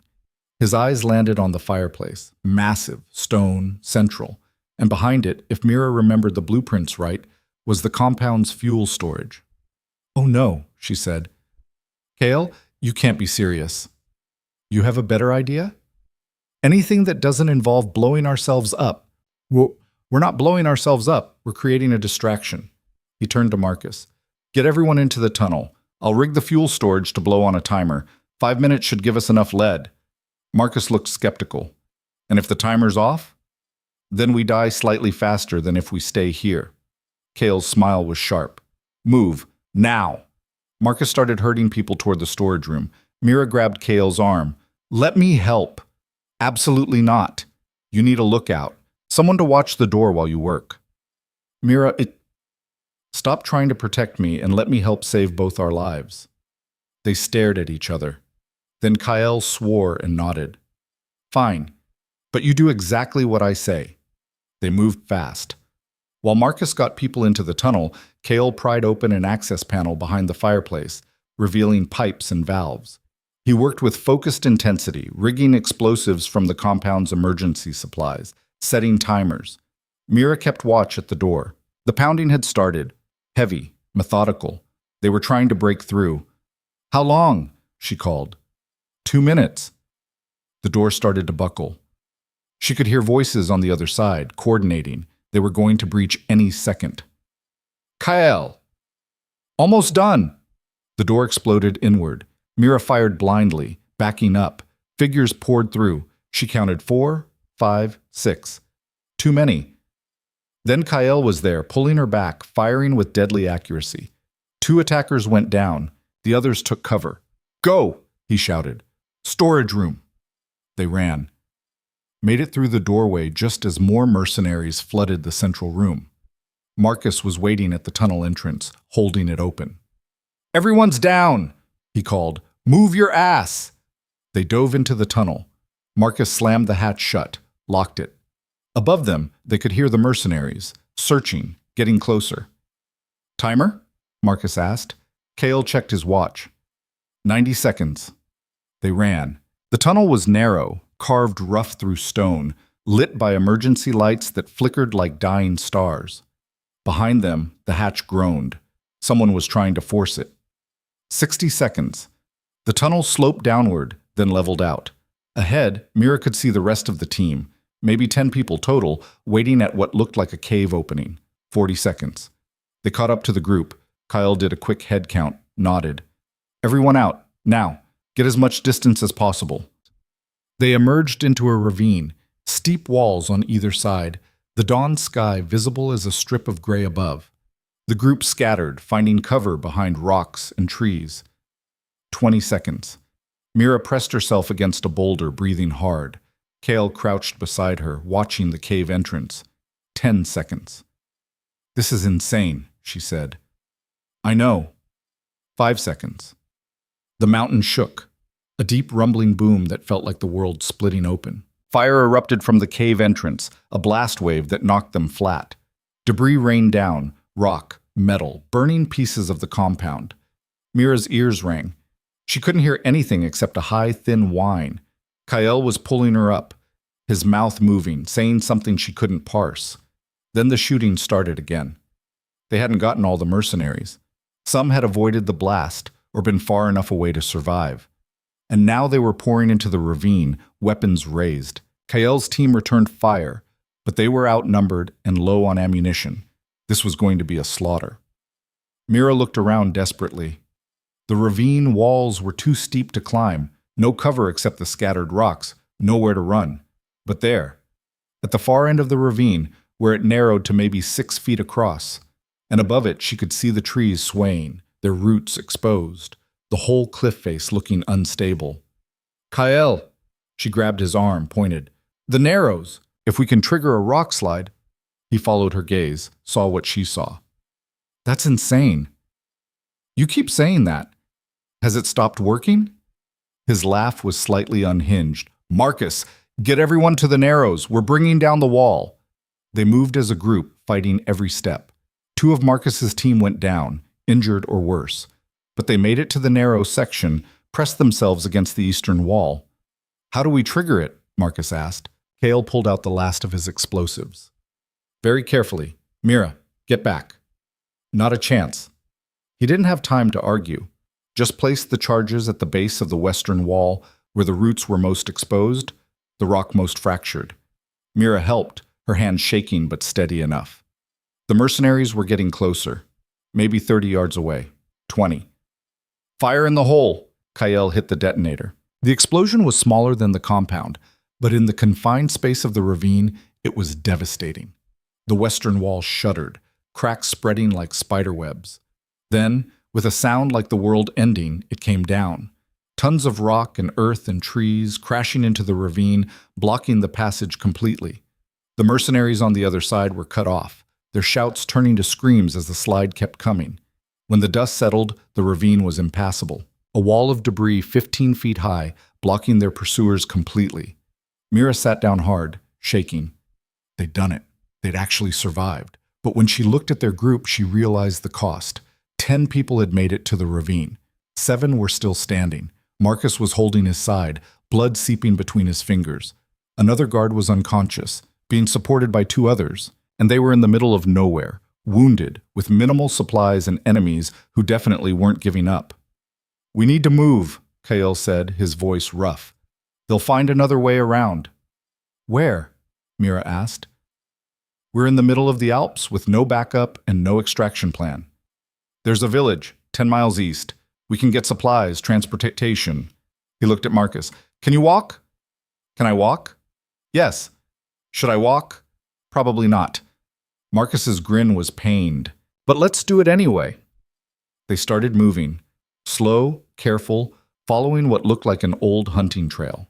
The sun rose higher, warming the air fractionally. Mira's entire body hurt, cuts, bruises, muscles she didn't know she had screaming in protest. But she kept moving. Because stopping meant dying, and she'd come too far to die in some Swiss ravine. They made it maybe 5 miles before they heard the helicopters. Down, Kyle ordered. They scattered off the trail, pressing themselves into the undergrowth.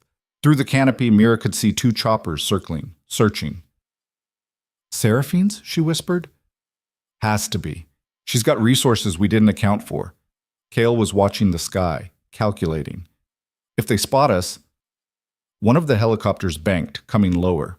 Someone had seen something. We need to split up, Marcus said. Give them multiple targets. No. Kale's voice was absolute. We stay together. Kale, tactically, I said no. We've lost too many people today. We're not losing more. The helicopter hovered directly overhead. Mira could see a figure in the doorway, scanning the forest with binoculars. They held their breath. Seconds stretched into eternities. Then the helicopter banked away, moving south. They'd missed them. Somehow, impossibly, they'd missed them. Move, Kale breathed. Quietly. Now. They covered the next 3 miles in silence, every sound amplified, every shadow a threat. By the time the village appeared, a cluster of buildings huddled in a valley, Mira was ready to collapse. The village was small, maybe 20 buildings total, a single road running through the center. Kale approached carefully, hands visible, non-threatening. An old man emerged from one of the houses, regarding them with the wariness of someone who'd lived through too many unexpected visitors. "We need help," Kale said in French. "Medical supplies, transportation. We can pay." The old man looked at their group, at the blood and weapons and exhaustion. His expression didn't change. "How much?" he asked. 30 minutes later, they were in a barn behind one of the houses, patching wounds and inventorying what they had left. Which wasn't much. 3 working phones, 2 with dying batteries, some ammunition, the clothes on their backs. Kale was on one of the phones, speaking rapidly in a language Mira didn't recognize. When he hung up, his face was grim. "Backup's coming, but it'll be 8 hours minimum. We need to hold position until then." "Can we?" Marcus asked. He was bandaged now, but pale. "Seraphine's got air support, unlimited mercenaries. We're sitting ducks. Then we need leverage." Kale turned to Mira. "You still have that tracker bracelet?" She looked at her wrist, the silver cuff he'd given her a lifetime ago. "Yeah, why?" "Because Seraphine's been tracking us. That's how they found the compound so fast." His eyes were hard. "And I'm betting she's still tracking it now." Mira understood immediately. "You want to use me as bait." "I want to use the bracelet. There's a difference." "Is there?" She looked at the cuff, at the elegant silver that hid a transmitter. "Because it seems like the only way this works is if I'm the one wearing it." Mira, he's right, Marcus cut in. "We need a decoy. Someone to lead them away while the rest of us get to the extraction point." "And who exactly is suicidal enough to—" Kale stopped, looked at Mira. "No, absolutely not." "Why not?" She was already thinking it through. "I'm the liability, remember? The street omega who doesn't belong. Give me a vehicle, I lead them on a chase. Buy you 8 hours. They'll kill you." "Maybe. Or maybe I'm better at running than you think. This isn't South Gate. These are trained killers with unlimited resources. And I'm someone who's been surviving impossible odds my entire life." She held his gaze. "You trusted me on the roof. Trust me now." The silence was heavy. Mira could see the war in Kale's eyes, logic against emotion, tactics against something he didn't want to name. "There has to be another way," he said finally. "There isn't. You know it. I know it." She stood, started removing the bracelet, stopped. "Unless you've got a better plan?" He didn't. None of them did. Marcus spoke quietly. "If she does this, we need to give her a chance. Best vehicle, full tank, a route that maximizes her options. And weapons," Kyle added. "Everything we can spare." "I'm not going to need," Mira started. "You're getting them anyway." His voice was hard. "If you're doing this, you're doing it with every advantage we can give you." The old man had a truck, ancient, diesel, built like a tank. They loaded it with supplies, weapons, a satellite phone, mapped routes through the mountains, marking towns, safe houses, places Mira could go to ground if she needed. The sun was setting when they finished. Long shadows stretched across the valley, turning everything gold and red. Mira stood by the truck, checking the pistol Kale had given her. A better one this time, with extra magazines and instructions she'd actually understood. 8 hours, Kyle said beside her. "That's all we need. Then backup arrives. We extract, and we hunt Seraphine down properly." Sounds simple. "It won't be." "I know." She looked at him, really looked, trying to memorize the angles of his face. "Kyle, if this goes wrong—" He kissed her, hard and desperate and completely inappropriate. When he pulled back, his eyes were blazing. "Don't you dare say goodbye," he said roughly. "You're coming back, understand? Bossy? I mean it, Mira. You don't get to jump onto cranes and blow up mountains and lead impossible chases just to die in some Swiss forest. You come back to me." The raw emotion in his voice cracked something in her chest. She reached up, touched his face. "I'll do my best. That's not good enough. It's all I've got."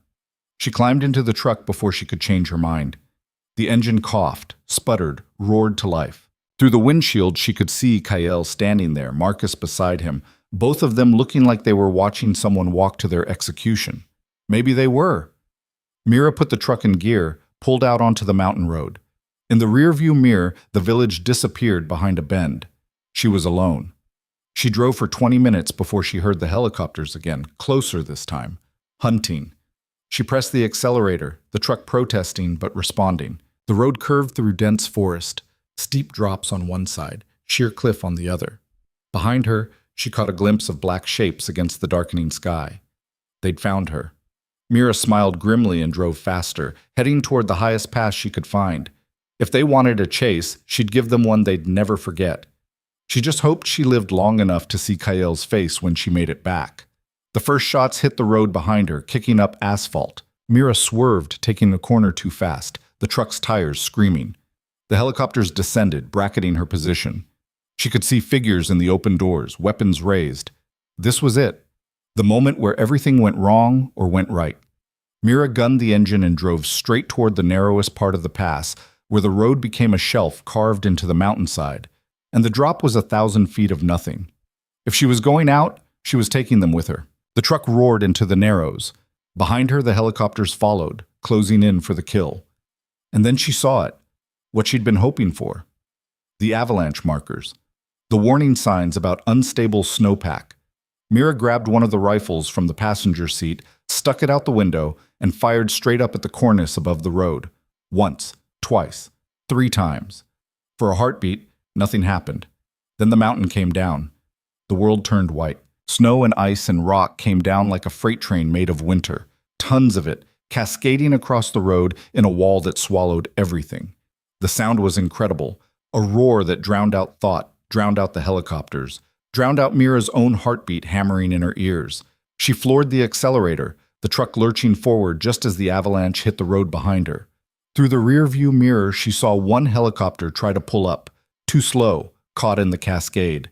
It spun, rotors clipping the cliff face, and then it was gone, swallowed by white. The second helicopter banked hard, gaining altitude, escaping the slide by maybe 10 feet. But it was turning away now, retreating, the pilot smart enough to know when physics had won. Mira kept driving, hands locked on the wheel, barely breathing. The truck skidded on fresh snow, fishtailed, caught traction. The road curved away from the slide zone and she followed it, putting distance between herself and the chaos behind her. Half a mile later, she pulled over, killed the engine, sat there shaking so hard her teeth chattered. She'd just brought down a mountain, on purpose, and survived. "Fuck," she whispered, then louder. "Fuck!" The laugh that bubbled up was slightly hysterical, but she didn't care. She was alive. The helicopter was gone, and somewhere behind her, Kyle and Marcus had 8 hours of breathing room. She grabbed the satellite phone, dialed the number Kyle had programmed in. It rang 4 times before he answered. "Mira?" His voice was rough, frantic. "Where are you? We heard there was an avalanche." "That was me." Silence. Then, "What?" "I triggered an avalanche, took out one of the helicopters. The other one ran." She was still shaking. "I'm okay. Heading east like we planned." "You triggered—" He stopped. She heard him take a breath, steady himself. "You're insane." "You keep saying that because it keeps being true." But there was something else in his voice now. Relief, and something that sounded almost like pride. "How long do you think that bought us?" "Couple hours, maybe. They'll send ground forces now, but they'll be slower." She checked the map. "I'm going to keep moving, make them chase. You focus on getting to extraction." "Mira, 8 hours, Kyle. You said that's all we need, so I'm giving you 8 hours." Another pause, then quietly, "Be careful." "Always am." She hung up before he could argue, put the truck back in gear, and drove deeper into the mountains. The next 6 hours were a blur of narrow roads and narrower escapes. Mira stuck to the high passes, places where her diesel truck could handle terrain their sleeker vehicles couldn't.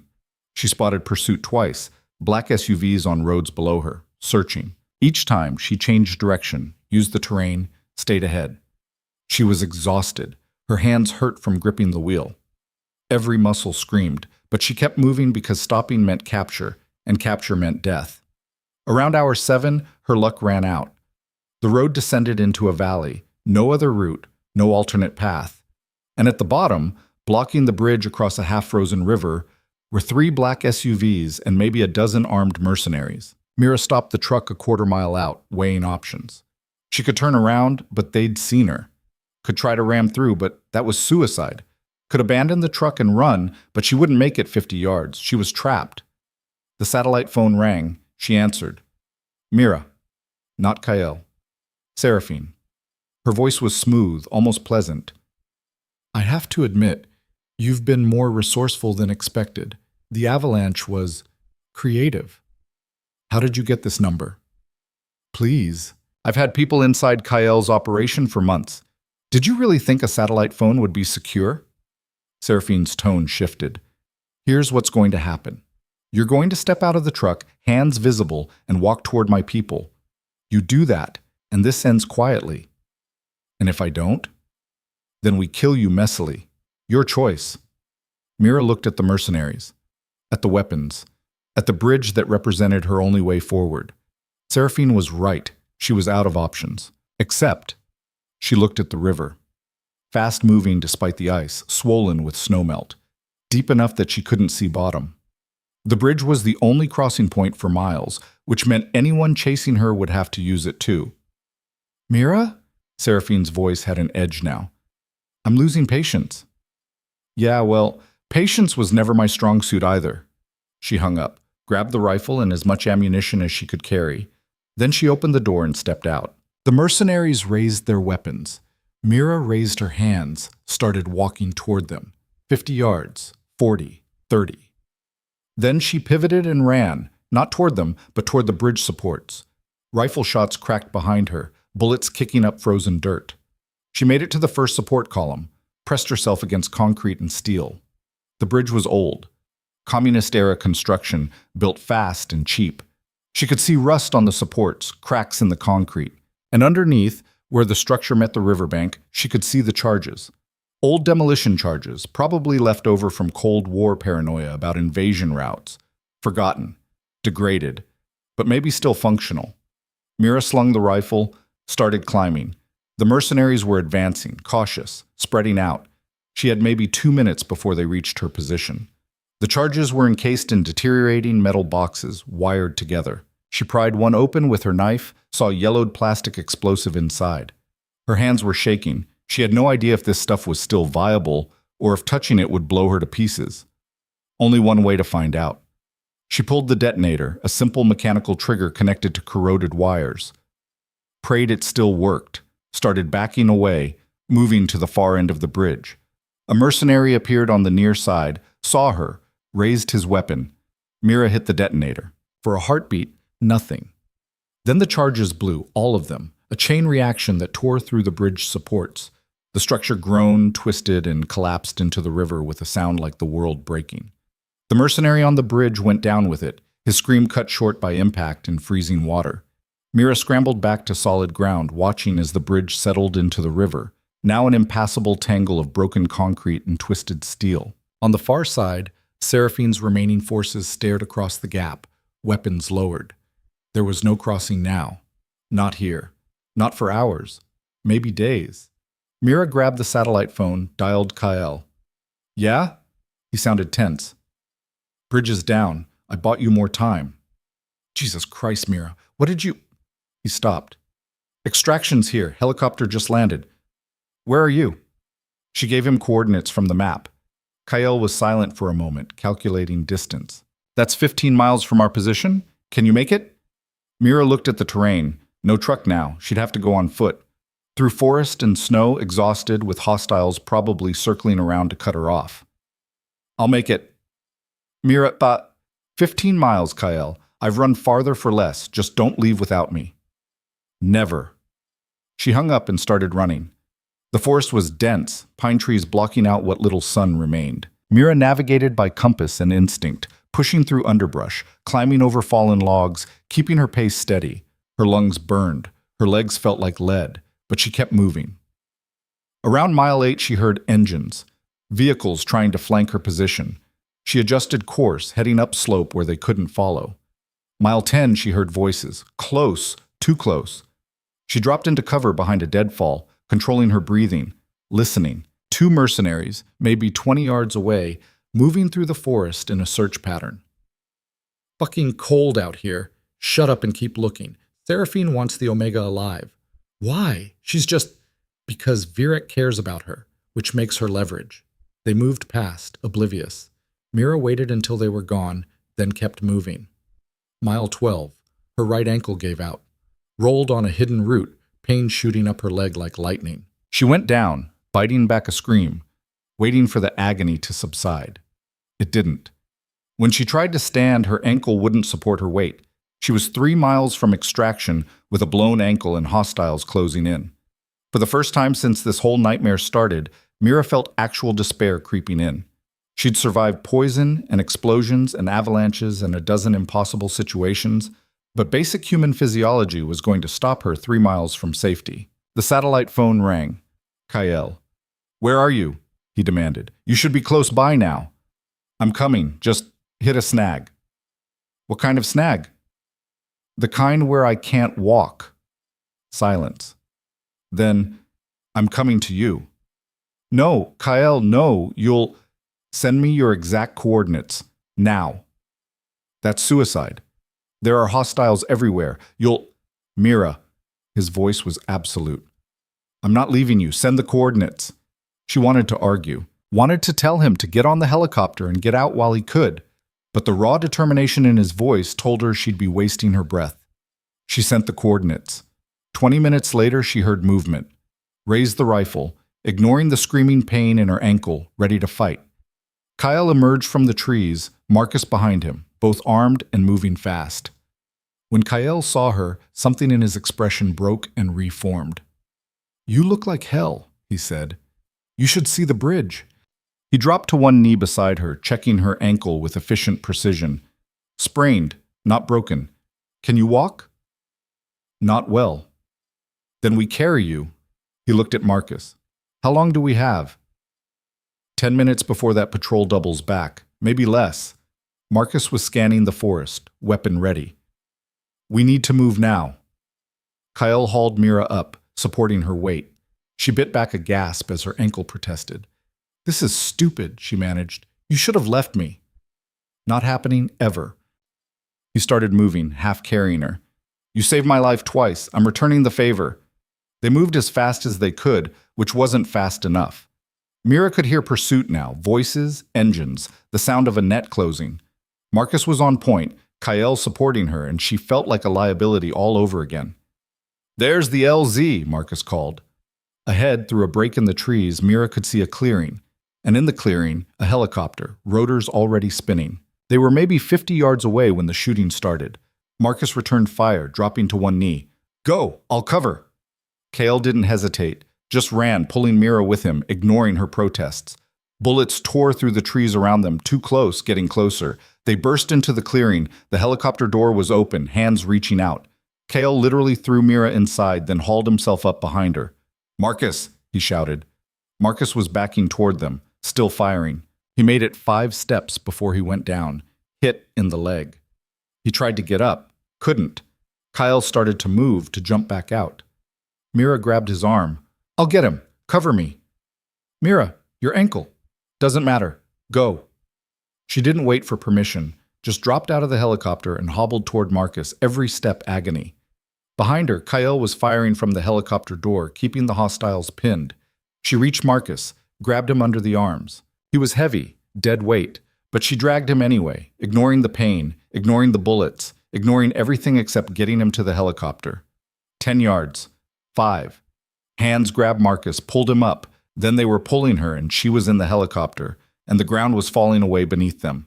The clearing disappeared. The forest disappeared. Below, she could see figures emerging, looking up, weapons raised but useless now. They'd made it. Mira collapsed against the helicopter wall, breathing hard. Across from her, a medic was working on Marcus, tourniquet and pressure bandages. Marcus was conscious, grimacing but alive.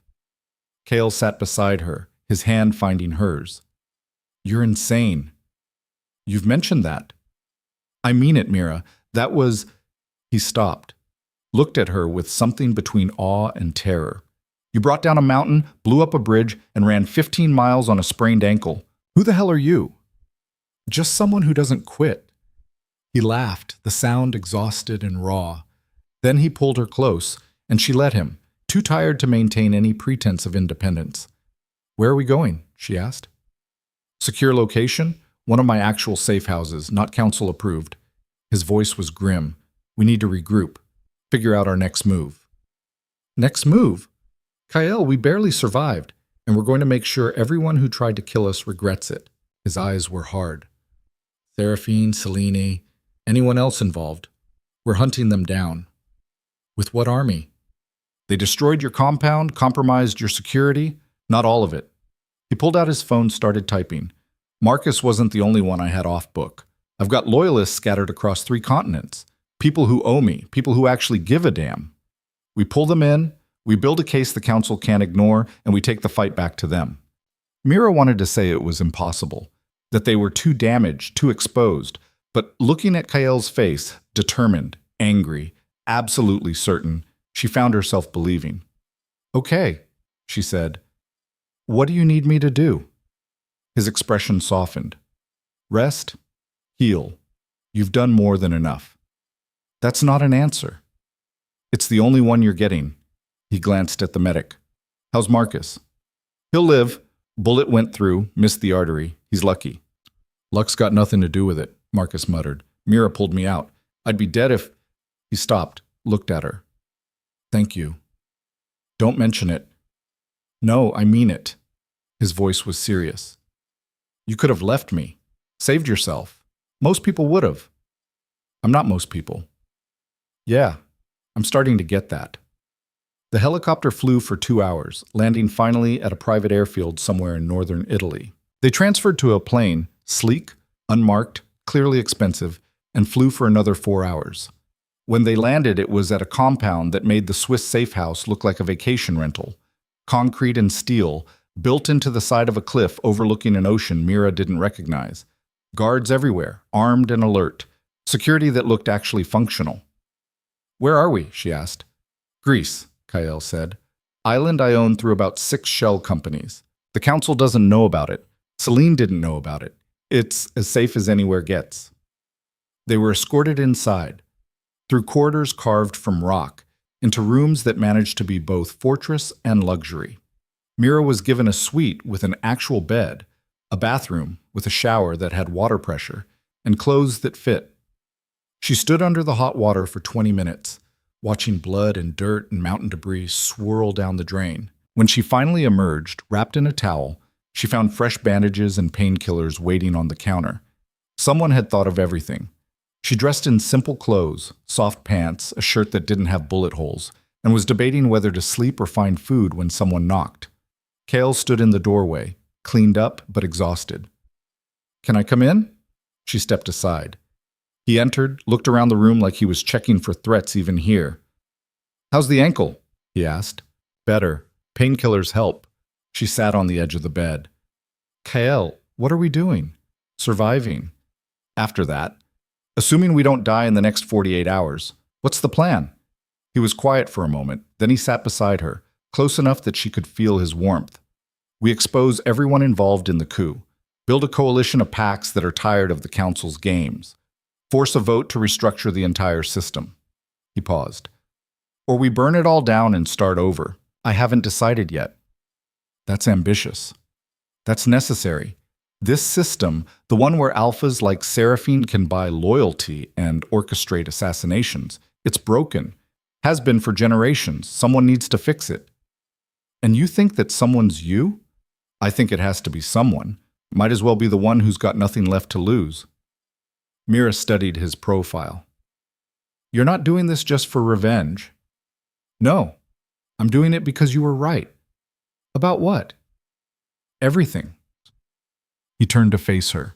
When you said I should go on the offensive, challenge the council, make them answer for their failures, you saw what I couldn't, that the only way to survive this world is to change it. I was just trying to keep us alive. You were thinking 3 moves ahead, like you always do. His hand found hers. You've got instincts I've spent years trying to develop. You read situations, see solutions no one else considers, and you do it without training, without resources, just pure survival instinct. You're making me sound competent. I mostly just panic and improvise. That's what competence looks like in a crisis. He was quiet for a moment. The council's calling an emergency session tomorrow. They want answers about Geneva, about the attacks, about everything. Are you going? We're going. Together. His eyes were serious. Because you're not a liability, Mira. You're the only reason I'm still alive, and I want everyone to see that. The weight of that settled between them. Mira thought about the selection, about being dragged into this world against her will, about everything that had happened since, the poison, the explosions, the betrayals. She'd been running her whole life, from poverty, from expectations, from a world that wanted to define her. And now, somehow, she was about to walk into a room full of the most powerful alphas alive and dare them to keep underestimating her. Okay, she said. Let's do it. Kale's smile was sharp. They're not going to know what hit them. The emergency council session was held via secure video link, every member calling in from undisclosed locations. Kale set up in the compound's command center, Mira beside him, Marcus standing guard despite his injury. When the screens flickered to life, 5 faces appeared. Evangeline Thorne, looking colder than ever. Dominic Ashford, calculating. Linnea Core, suspicious. And 2 others, Victor Strand and Catherine Miles, who Mira had seen at the gatherings but never spoken to. Kale, Evangeline said without preamble, Geneva was a disaster. We need to understand exactly what happened. What happened, Kale said calmly, is that Seraphine Dre orchestrated a coup attempt using resources and intelligence provided by Selene Markov. They planned to kill me, frame Mira, and destabilize the Virek pack. They failed. So you claim. Dominic leaned forward. But we have reports of explosions, avalanches, destroyed infrastructure. It looks more like a war than a failed assassination. Because it was a war. Kyle pulled up files, images flooding the screens. Seraphine deployed a private military force. 24 mercenaries armed with military-grade weapons. She used helicopters, vehicles, tactical support. This wasn't an assassination. It was an invasion. The council members exchanged looks. Catherine Miles spoke for the first time, her voice crisp and British. And you have proof Seraphine was behind this? Financial records showing payments to the mercenary company. Communications between Selene and Seraphine planning the attack. Witness testimony from survivors. Kale's voice was hard. It's all in the files Marcus sent you. We've reviewed the files, Evangeline said. They're concerning, but they also show significant destruction caused by your actions. The bridge, the avalanche. Were defensive measures, Mira cut in. Every eye turned to her. She felt the weight of their attention, the dismissal in some gazes, the curiosity in others. I triggered the avalanche to stop the helicopters from killing us, she continued. I destroyed the bridge to prevent pursuit. If I hadn't, Kyle and I would both be dead, and Seraphine would be selling you a very different story right now. The Omega speaks, Dominic said, his tone condescending. How refreshing. Careful. Kale's voice was soft, dangerous. You're talking about the person who saved my life 3 times in the last week. Show some respect. Dominic's smile was sharp. I'm talking about an unvetted street Omega who's somehow at the center of every crisis that's hit your pack. You don't find that suspicious? I find it proof that she's more capable than any of the qualified candidates you pushed on me, Kyle shot back. While your approved candidates were playing politics, Mira was keeping me alive.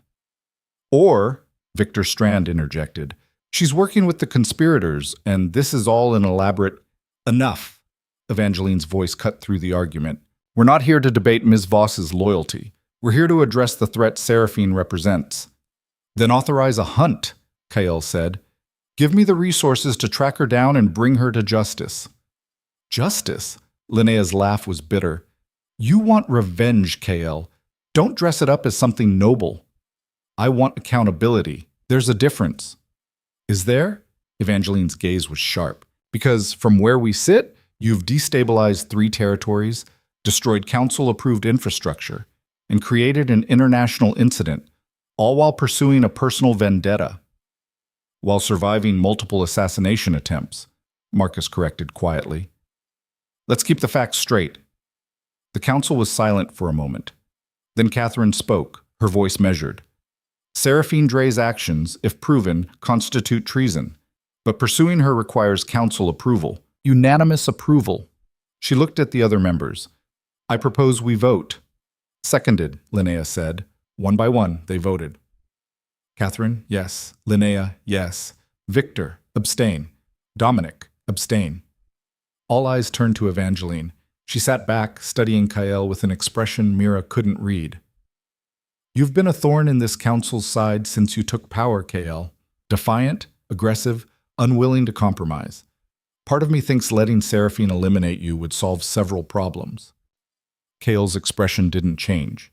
But the council doesn't work if members can hire mercenary armies to settle disputes.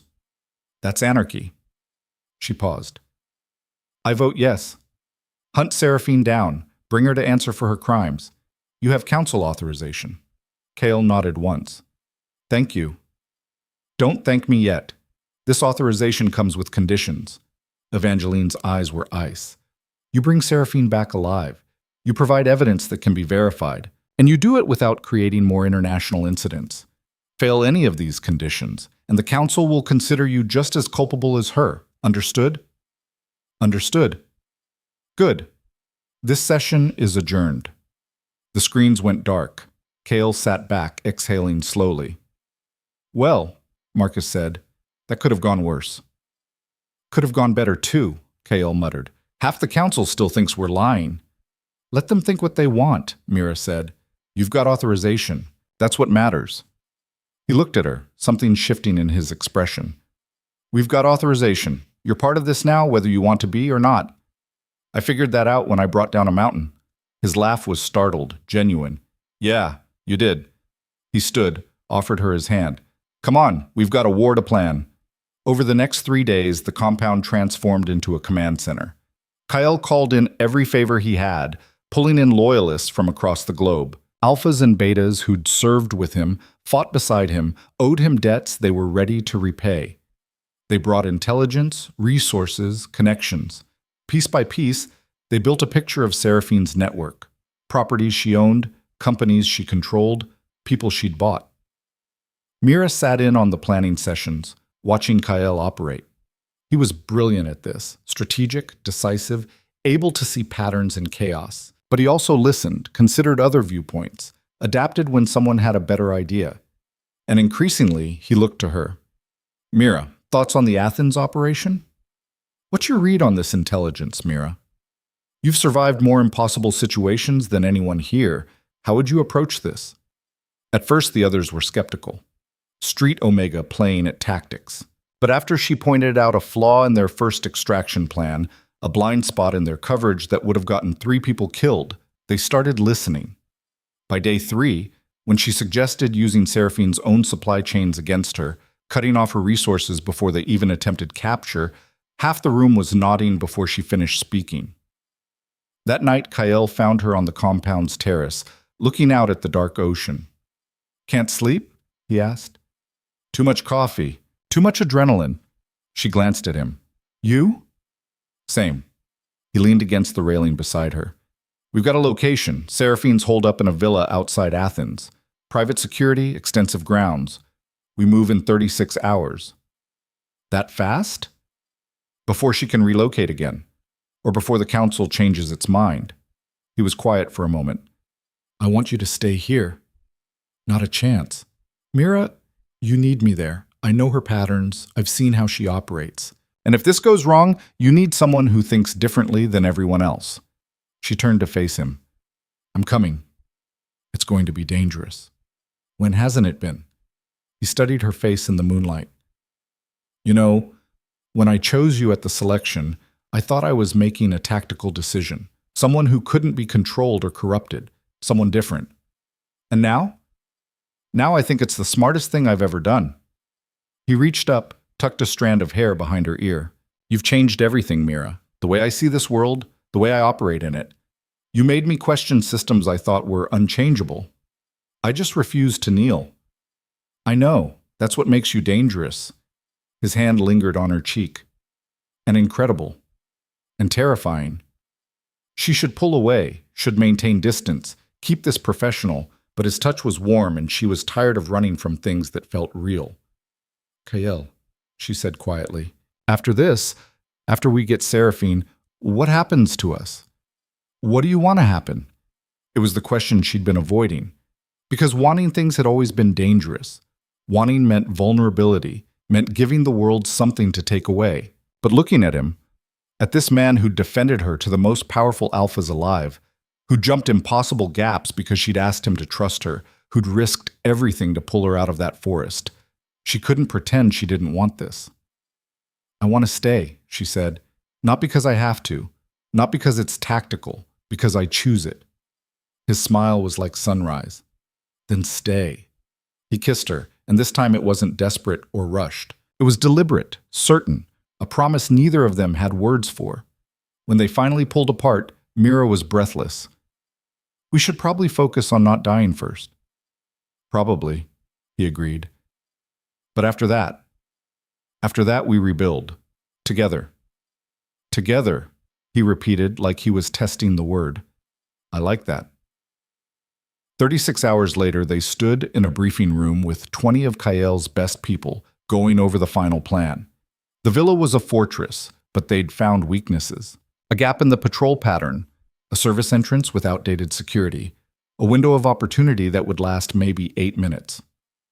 We go in fast, we go in quiet. We extract Seraphine before her security even knows we're there, Kael said, pointing to the map.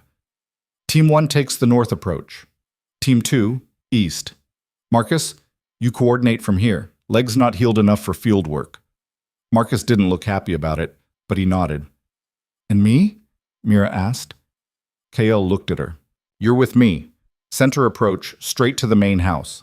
Before she could respond, he added, and before you argue, you're the only person here who's actually seen Seraphine's patterns up close.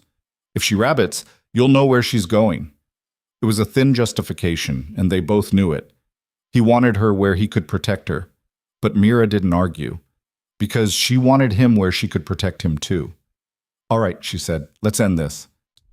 The teams moved out at midnight, 3 vehicles driving toward Athens in silence. Mira checked her weapon. She'd gotten better with it over the past weeks, though she still preferred a knife for close work, and tried to steady her breathing. This was it. The end of the hunt. Either they caught Seraphine and brought her to justice, or this entire thing fell apart. Kael's hand found hers in the darkness. Squeezed once, they didn't need words anymore. The villa appeared through the trees, white stone and Mediterranean elegance hiding God knew what inside. The teams split up, moving into position. Kael and Mira approached from the center, using the shadows, timing their movements to the patrol patterns they'd memorized. They made it to the service entrance. Kael disabled the lock. Apparently that was a skill he had, and they slipped inside. The interior was quiet, too quiet. Mira felt her instincts screaming, but they'd come too far to turn back now. They moved through marble hallways, past artwork worth millions, toward the central wing where intelligence said Seraphine's rooms were located. That's when the lights came on, and Seraphine stepped out of the shadows, smiling. Hello, Kael. I've been expecting you. Mira's hand moved toward her weapon, but Kael touched her wrist. A warning, don't, because Seraphine wasn't alone. Behind her, at least a dozen armed guards materialized from doorways and alcoves, weapons trained, and in the center of them, looking uncomfortable and defeated, stood Celine. You knew we were coming, Kael said, his voice flat. Of course I knew. Seraphine moved closer, elegant even in ambush. Did you really think I wouldn't have people watching the compound? Tracking your movements? She gestured to Celine. She's been feeding me intelligence since Geneva. Haven't you, dear? Celine's face was bruised, her hands bound. She looked at Kael with something like regret. I didn't have a choice. Everyone has a choice, Mira said, spoken like someone who's never truly been cornered. Seraphine's eyes flicked to her, dismissive. The street Omega, still clinging to Kael like a barnacle. How quaint. Careful, Kael said quietly. You're talking about the woman who brought down a mountain on your mercenaries. For the first time, Seraphine's smile faltered. Yes, that was unexpected and expensive. Her composure returned.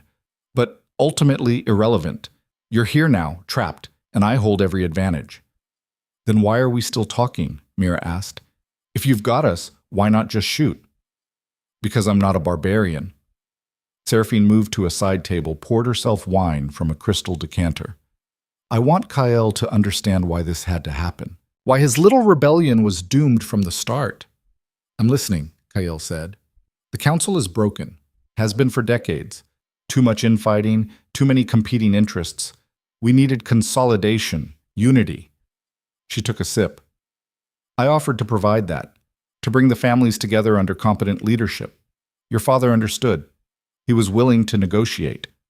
My father's been dead 3 years? Yes. Unfortunate timing. Seraphine's tone suggested it hadn't been unfortunate at all. When you inherited, I hoped you'd be reasonable. Instead, you've been chaos. Refusing alliances, challenging protocols, choosing... She looked at Mira with distaste. Inappropriately. So you decided to kill me. I decided to remove an obstacle. She set down the glass. With you gone, the Virek pack would have fractured. The council would have stepped in to stabilize things, and I would have been there to help guide that process. Her smile was cold. It was elegant, until your pet Omega started improvising. Mira felt rage building, hot and sharp, but she kept her voice level. Must be frustrating, having all that money and power and still getting beat by street trash. Seraphine's expression went glacial. You've survived through luck and Kyle's protection.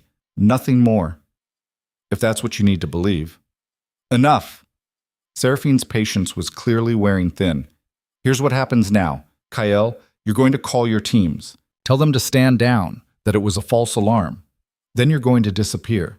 Retirement, exile, I don't particularly care. The Virek pack will be dissolved, its resources redistributed. And if I refuse, then I kill everyone you brought with you, starting with the Omega. She nodded to her guards. Simple choice, really. Kyle was silent, calculating. Mira could practically see him weighing options, looking for angles, but they were outnumbered, outgunned, and Seraphine had clearly planned for everything, almost everything. What about Selene? Mira asked suddenly. What's her role in your elegant plan? Seraphine glanced at Selene like she was furniture. Insurance, in case Kyle needed additional motivation to cooperate. Right, because you needed her intelligence. Mira took a step forward, ignoring the weapons that tracked her movement. Except you said she's been feeding you information since Geneva, which means she was working with you before the coup attempt. Obviously. But she was also working with you before that, setting up the security systems with blind spots, coordinating the poison attempt. Mira looked at Selene. You've been Seraphine's inside source for months, maybe years. Selene's silence was confirmation. So why, Mira continued, is she tied up and beaten? If she's your loyal asset, why treat her like a prisoner? For the first time, Seraphine looked uncertain. What's your point? My point is, people who betray once tend to betray twice. Mira met Selene's eyes. You've been feeding Seraphine information, but you've also been keeping records, haven't you? Evidence of everything she's done. Insurance, in case she decided you were expendable. Selene's expression shifted, almost a smile. That's ridiculous, Seraphine snapped. She wouldn't dare. She absolutely would. Kale's voice was steady now, understanding where Mira was going. Selene survived in this world by being 3 moves ahead of everyone. She didn't just betray me, she set up a dead man's switch. Evidence that goes public if anything happens to her. Is that true? Seraphine demanded, rounding on Selene. Selene looked up, and despite the bruises, despite the restraints, her smile was sharp. Every communication, every payment, every order you gave, backed up in 3 separate locations with instructions to release if I don't check in every 24 hours. The color drained from Seraphine's face. You're lying. Am I? Want to test it? Selene's voice was cold. Kill me, and the council gets a complete record of your coup attempt, including the parts where you bribed council members, murdered rivals, violated about a dozen treaties. Seraphine's hand trembled on her wine glass. I should have killed you in Geneva. Probably. But you needed the intelligence, and now you need me alive. Celine turned to Kael. I was never loyal to you, but I'm loyal to survival. And right now my survival depends on yours. The room was silent except for the hum of tension. Seraphine's guards were looking uncertain, weapons wavering. This wasn't the clean operation they'd signed up for. So here's a better deal, Kael said quietly. You surrender. Come with us to face the council. Testify against everyone involved. And maybe you get exile instead of execution. I'll never... The window exploded inward. Glass showered everywhere as Kael's teams breached from 3 directions simultaneously. Smoke grenades hit the floor, the room filling with choking white. Mira dropped, rolled, came up with her weapon. Through the smoke, she saw shapes moving. Kael's people, engaging Seraphine's guards. Gunfire cracked, close and deafening. Someone grabbed her arm. She spun, nearly fired, stopped when she recognized one of Kael's betas. This way! He pulled her toward what looked like a solid wall. Triggered something, and a panel swung open, a hidden passage. They dove through as bullets tore through the smoke behind them. The passage was narrow, dark, smelling of stone and age. Mira could hear fighting behind them, muffled by walls but still close. Where's Kael? She demanded. Went after Seraphine. She ran when the breach started. The beta, his name was Dmitri, she remembered, was already moving down the passage. We need to cut her off. They ran. The passage twisted, branched. Dmitri seemed to know where he was going, following some mental map. They emerged in what looked like a wine cellar, bottles lining ancient walls. And there, trying to open another hidden exit, was Seraphine. She spun when she heard them, eyes wild. Gone was the composed heiress. This was a cornered predator. Get back! She raised a pistol, hands shaking. Dmitri moved to flank. Mira stayed center, weapon raised but not firing. Through another doorway, she could hear more footsteps, reinforcements coming. It's over, Mira said. There's nowhere left to run. There's always somewhere. Seraphine was still trying to work the exit mechanism one-handed. I have resources you can't imagine. Safe houses, alternate identities, and a murder warrant from the council. Testimony from Celine. Evidence we've been collecting for weeks. Mira took a step closer. You're done, Seraphine. I'm not done. I'm never done. People like me don't lose to street trash and broken alphas. Kael appeared in the doorway behind her. But you did lose. That's the part you can't accept. Seraphine's finger tightened on the trigger. For a second, Mira thought she was actually going to shoot. Then her hand dropped, the gun clattering to the floor. I want a deal, she said. Immunity for testimony. Witness protection. You're not in a position to negotiate, Kael said. But the council might be willing to talk, if you cooperate fully. Define fully. Every name, every payment, every dirty deal you've been part of for the last decade. His voice was hard. You burn it all down, or you burn with it. Seraphine looked between them. Kael, implacable. Mira, steady. Dmitri and the other guards, weapons ready. The math was simple, brutal, final. Fine, she whispered. I'll talk. The extraction was organized chaos. Kael's team secured the villa, rounded up Seraphine's remaining guards, located Celine and got her medical attention. Seraphine was restrained, loaded into an armored transport, surrounded by enough firepower to stop a small army. Mira stood outside, watching the sun rise over Athens, trying to process that it was actually over. Kael found her there, looking tired but satisfied. You all right? I don't know. Ask me in a week. Fair. He stood beside her, both of them watching the organized chaos. You know, when you pointed out Celine's insurance play, I thought you were bluffing. I was. Mostly. Mira glanced at him. But I've dealt with enough survival types to know. Betrayers always have a backup plan. Celine's too smart to put all her eggs in Seraphine's basket. That kind of read is what kept us alive tonight. That and your team's breaching at exactly the right moment. They were supposed to wait for my signal. So why didn't they? Kael's smile was slight. Because Marcus doesn't actually follow orders when he thinks I'm being stupid. He had snipers watching the whole time. The second Seraphine made her threat, he gave the breach order. Remind me to thank him. You can thank him yourself. He's already planning the debrief. Kale paused. The council wants to convene in 72 hours. They want Seraphine's testimony, our evidence, everything. And then? And then we find out if they actually care about justice, or if this was all theater. Mira wanted to be optimistic, wanted to believe that exposing the corruption would change things. But she'd seen too much of this world now to think it was that simple. Whatever happens, she said quietly, we made them answer for it. That's something. It's everything. He took her hand. Come on, we've got 72 hours to build an airtight case. Let's make it count. The council session was held in person this time. A secure facility in Vienna, underground, surrounded by enough security to invade a small country. Every ruling family was represented. Every allied pack sent observers. The room was packed with alphas, betas, witnesses, the entire apparatus of shapeshifter governance. Mira stood beside Kael at the central podium, facing the council table. Seraphine sat in a secured dock to their left, flanked by guards. Celine was in another dock, separated, her testimony already given in closed session. Evangeline Thorne called the session to order. We are here to address charges of conspiracy, treason, and attempted murder against Seraphine Dre. Kyle Vierik has presented evidence. Seraphine has agreed to provide testimony. We will hear both, then deliberate. She looked at Kael. You may begin.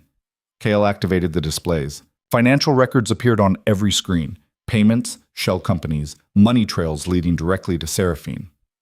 Then communications. Encrypted messages between her and Celine, discussing timing, targets, methods.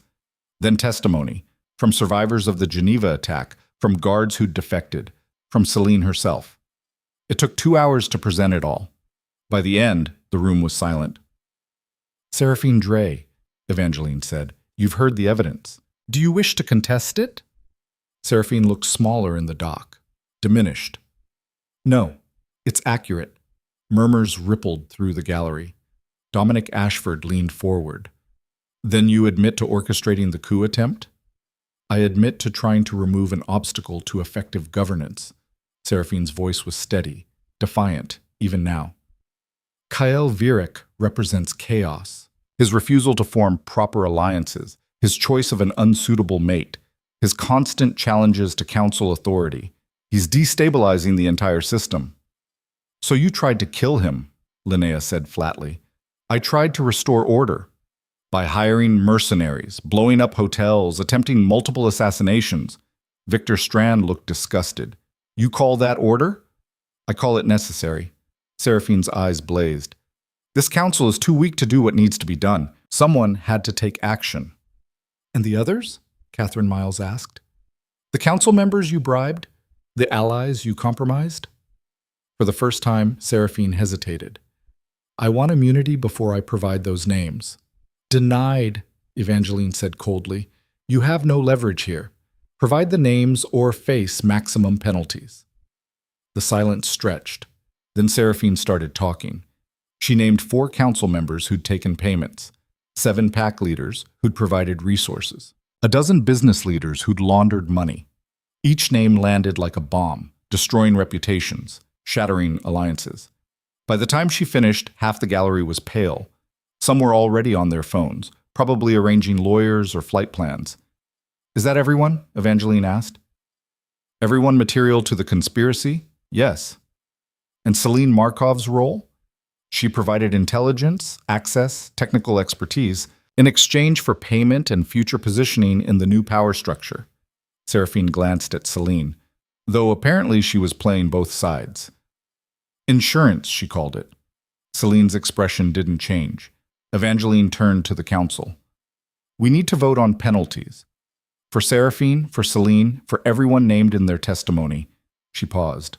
And we need to address the structural failures that allowed this to happen. Agreed, Catherine said. I propose we establish an independent oversight committee. No single person controls security or intelligence. Regular audits, transparent protocols.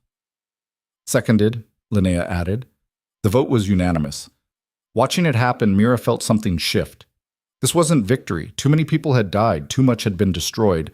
But it was change, real structural change. The penalties came next. Seraphine exile, all assets seized, permanent banishment from pack territories. Celine, similar exile, though with provisions for the evidence she'd provided. The others named in testimony, investigations pending, but most would face significant consequences. When the gavel fell, it felt like the world exhaling. Afterward, in a private room, Kyle and Mira met with Marcus and what remained of their inner circle. "It's done," Marcus said. He was still recovering from his leg wound, but looked better. "Seraphine's finished. The corrupt council members are being removed. And we've got new protocols that might actually work." "Might being the key word," Kyle said. "Power finds ways to corrupt. Always has. So we stay vigilant." Marcus looked at Mira. "You know, when Kyle first chose you, I thought he'd lost his mind. Street Omega with no training, no connections. Seemed like suicide. And now? Now I think you're the reason we're all still breathing." He extended his hand. "It's been an honor." Mira shook it, feeling the weight of respect. "The honor's mine." The rest of the team filtered in, offering congratulations, sharing relief. Slowly, they dispersed, leaving Kyle and Mira alone. "What happens now?" she asked. "Now we rebuild. Properly, this time." He moved to the window, looking out at Vienna's streets. "The Virek Pack needs restructuring, new security, new protocols, and we need to repair relationships with allies we can actually trust. That's a lot of work. Years' worth."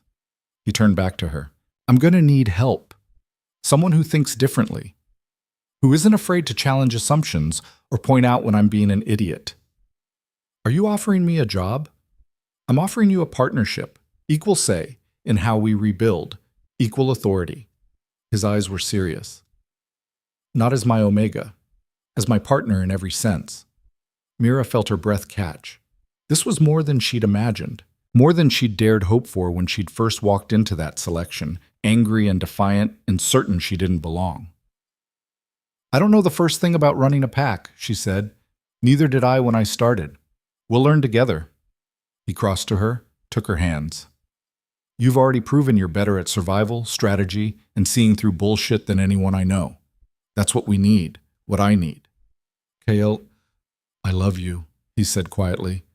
"I should have said it before. Probably should have said it when you jumped onto that crane, or blew up the bridge, or walked into a council session and faced down alphas who wanted you dead. But I'm saying it now. I love you, Mira Voss, and I want to build something new with you." The words hit her like a physical force. No one had said those words to her, not in her entire life. She'd been alone so long she'd forgotten what it felt like to be chosen, to be wanted. Not for what she could provide or what she represented, but just for being exactly who she was. "I love you too," she said, the words strange and terrifying and absolutely true. "Even when you're being a stubborn ass who won't listen to reason." His laugh was bright, genuine. "Especially then, I hope. Especially then." He kissed her, and it felt like every promise they'd made to each other, every impossible moment they'd survived, every fear they'd faced, all of it crystallized into this single point of certainty. When they finally pulled apart, Mira rested her forehead against his. "So where do we start?" "We start by going home, to the tower, to our people." He paused. "And we show them that the world they knew, the one built on fear and hierarchy and absolute power, is over. We're building something better." "You make it sound simple." "It won't be. It'll be brutal, complicated, frustrating as hell. People will resist. Some will try to tear us down." His smile was fierce. "But we've survived worse. Together." "Together," Mira repeated.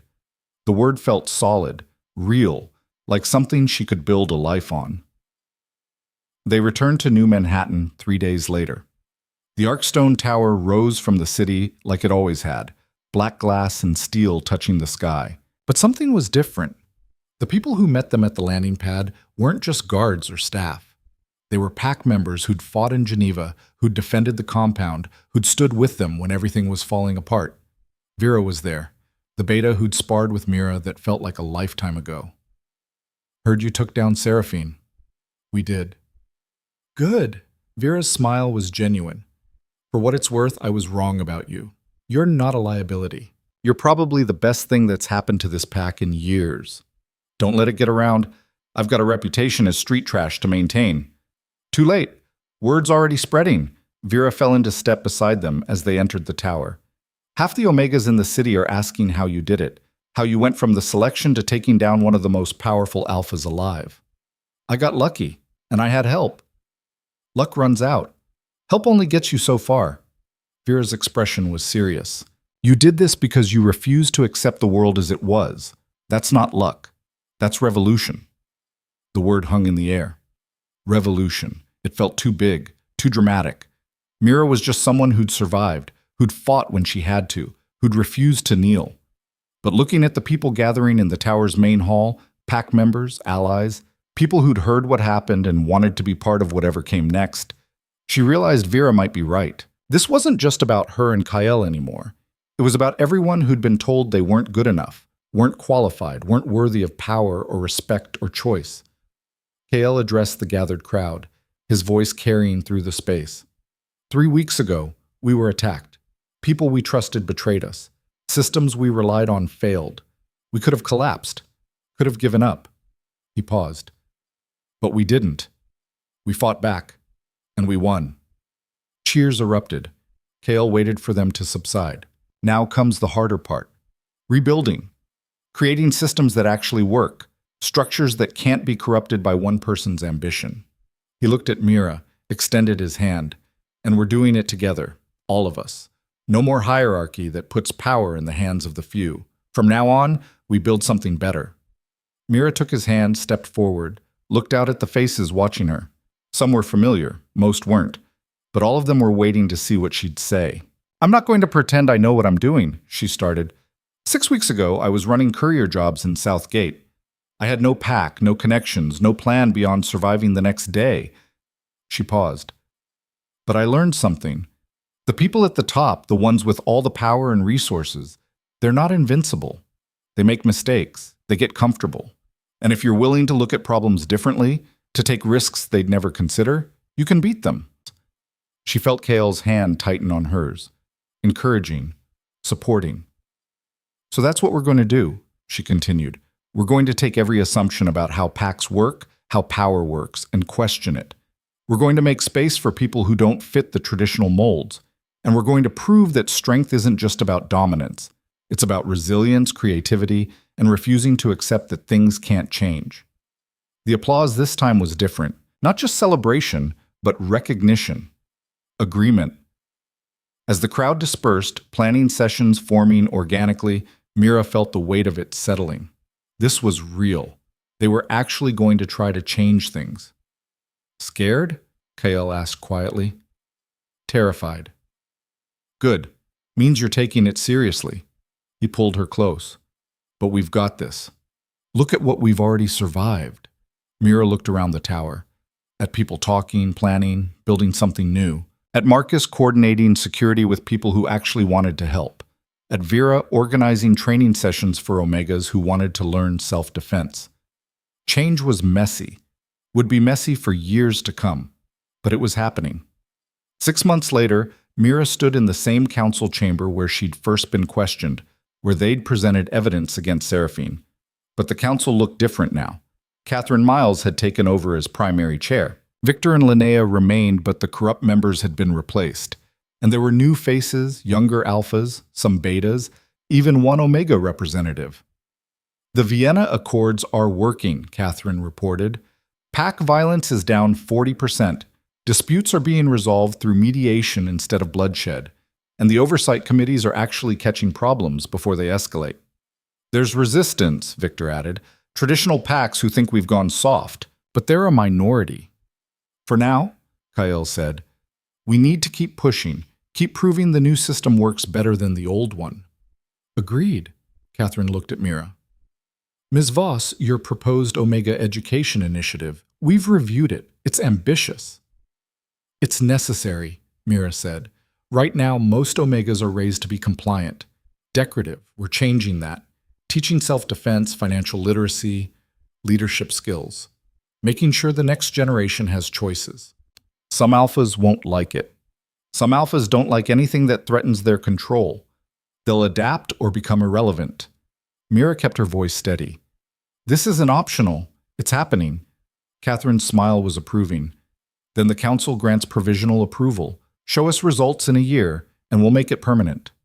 Walking out of the council chamber, Kael pulled Mira aside. You know, you just told the council they'd adapt or become irrelevant. 6 months ago, that would have started a war. 6 months ago, they could have gotten away with it. Now? Mira shrugged. Now they know there are consequences. You've gotten scary. I learned from the best. He laughed, kissed her forehead. Come on. We've got a dinner meeting with the Athens pack. They want to implement similar reforms. How many packs now? 17 actively participating. Another 30 watching to see if we fail. His smile was sharp. We're not going to fail. Confident. Certain. Because we've got something they don't. What's that? Each other. That night, standing on the rooftop garden where they'd had so many crucial conversations, Mira looked out at the city. New Manhattan sprawled below, millions of lives intersecting, unaware of the changes happening in the shadows. But those changes were real, spreading, growing. Do you ever miss it? Kael asked, joining her at the railing. The simplicity of before? When it was just survival, no politics, no responsibility? Mira considered it. The warehouse district where she'd crashed, the courier runs, the day-to-day grind of existing without truly living. No, she said finally. That wasn't simple. It was just small. She gestured to encompass everything. This is terrifying and exhausting and probably going to give me gray hair before I'm 30. But it matters. We're actually changing things. We are. He pulled her close. I had this whole speech planned, for tonight. Oh? About how you've transformed everything. The pack, the council, me. About how I can't imagine doing any of this without you. He paused. But it all sounds inadequate compared to just saying, thank you, for being exactly who you are, for refusing to kneel, for saving my life and my soul and probably the entire damn system. Mira felt tears prick her eyes. That's a pretty good speech. There's more. He stepped back, and to her shock, he dropped to one knee. Kael, what are you? Mira Voss, Street Omega, Bridge Destroyer, Mountain Collapser, love of my life. His smile was nervous, which was almost funny on someone so usually controlled. Will you marry me? Not because of tradition or pack politics or expectations, but because I want to spend the rest of my life with the person who taught me that power isn't about dominance. It's about partnership. He produced a ring, simple silver, no pretense, just solid and real. Mira stared at it. At him. At the future stretching before them, full of challenges and changes and possibilities she'd never dared imagine. Yes, she said, the word catching in her throat. Yes, you stubborn, brilliant idiot. Yes. He slipped the ring on her finger, stood, pulled her into a kiss that felt like coming home and launching into the unknown all at once. When they finally broke apart, Mira was laughing, crying, overwhelmed. We're going to change the world, she said. We already have. He rested his forehead against hers. Now we just get to keep doing it, together. Below them, the city glittered. Above them, stars pierced the darkness. And between them, a promise forged in fire and survival, and the kind of love that refused to accept the world as it was. Mira had spent her whole life being told she wasn't enough, wasn't qualified, wasn't worthy of more than scraps and survival. She'd proven them all wrong, not by becoming what they expected, but by being exactly who she was, a street omega with nothing to lose and everything to fight for. Someone who looked at impossible situations and found solutions no one else would consider. Someone who refused to kneel even when the most powerful man in her world stood before her. And now, standing on top of the world with that same man beside her, no longer above her, but beside her, she understood the truth that had always been there, waiting to be recognized. True power wasn't about strength or dominance or forcing others to submit. True power was having the courage to stand up, to speak truth, to survive impossible odds and come out the other side not just alive, but transformed. True power was refusing to accept that things couldn't change, and then changing them anyway. Mira Voss had been dismissed, doubted, and underestimated her entire life. She wouldn't be anymore, and neither would anyone else who dared to stand with her. The Empire of Shadows was changing, evolving, becoming something better, and it had all started with an Omega who refused to kneel.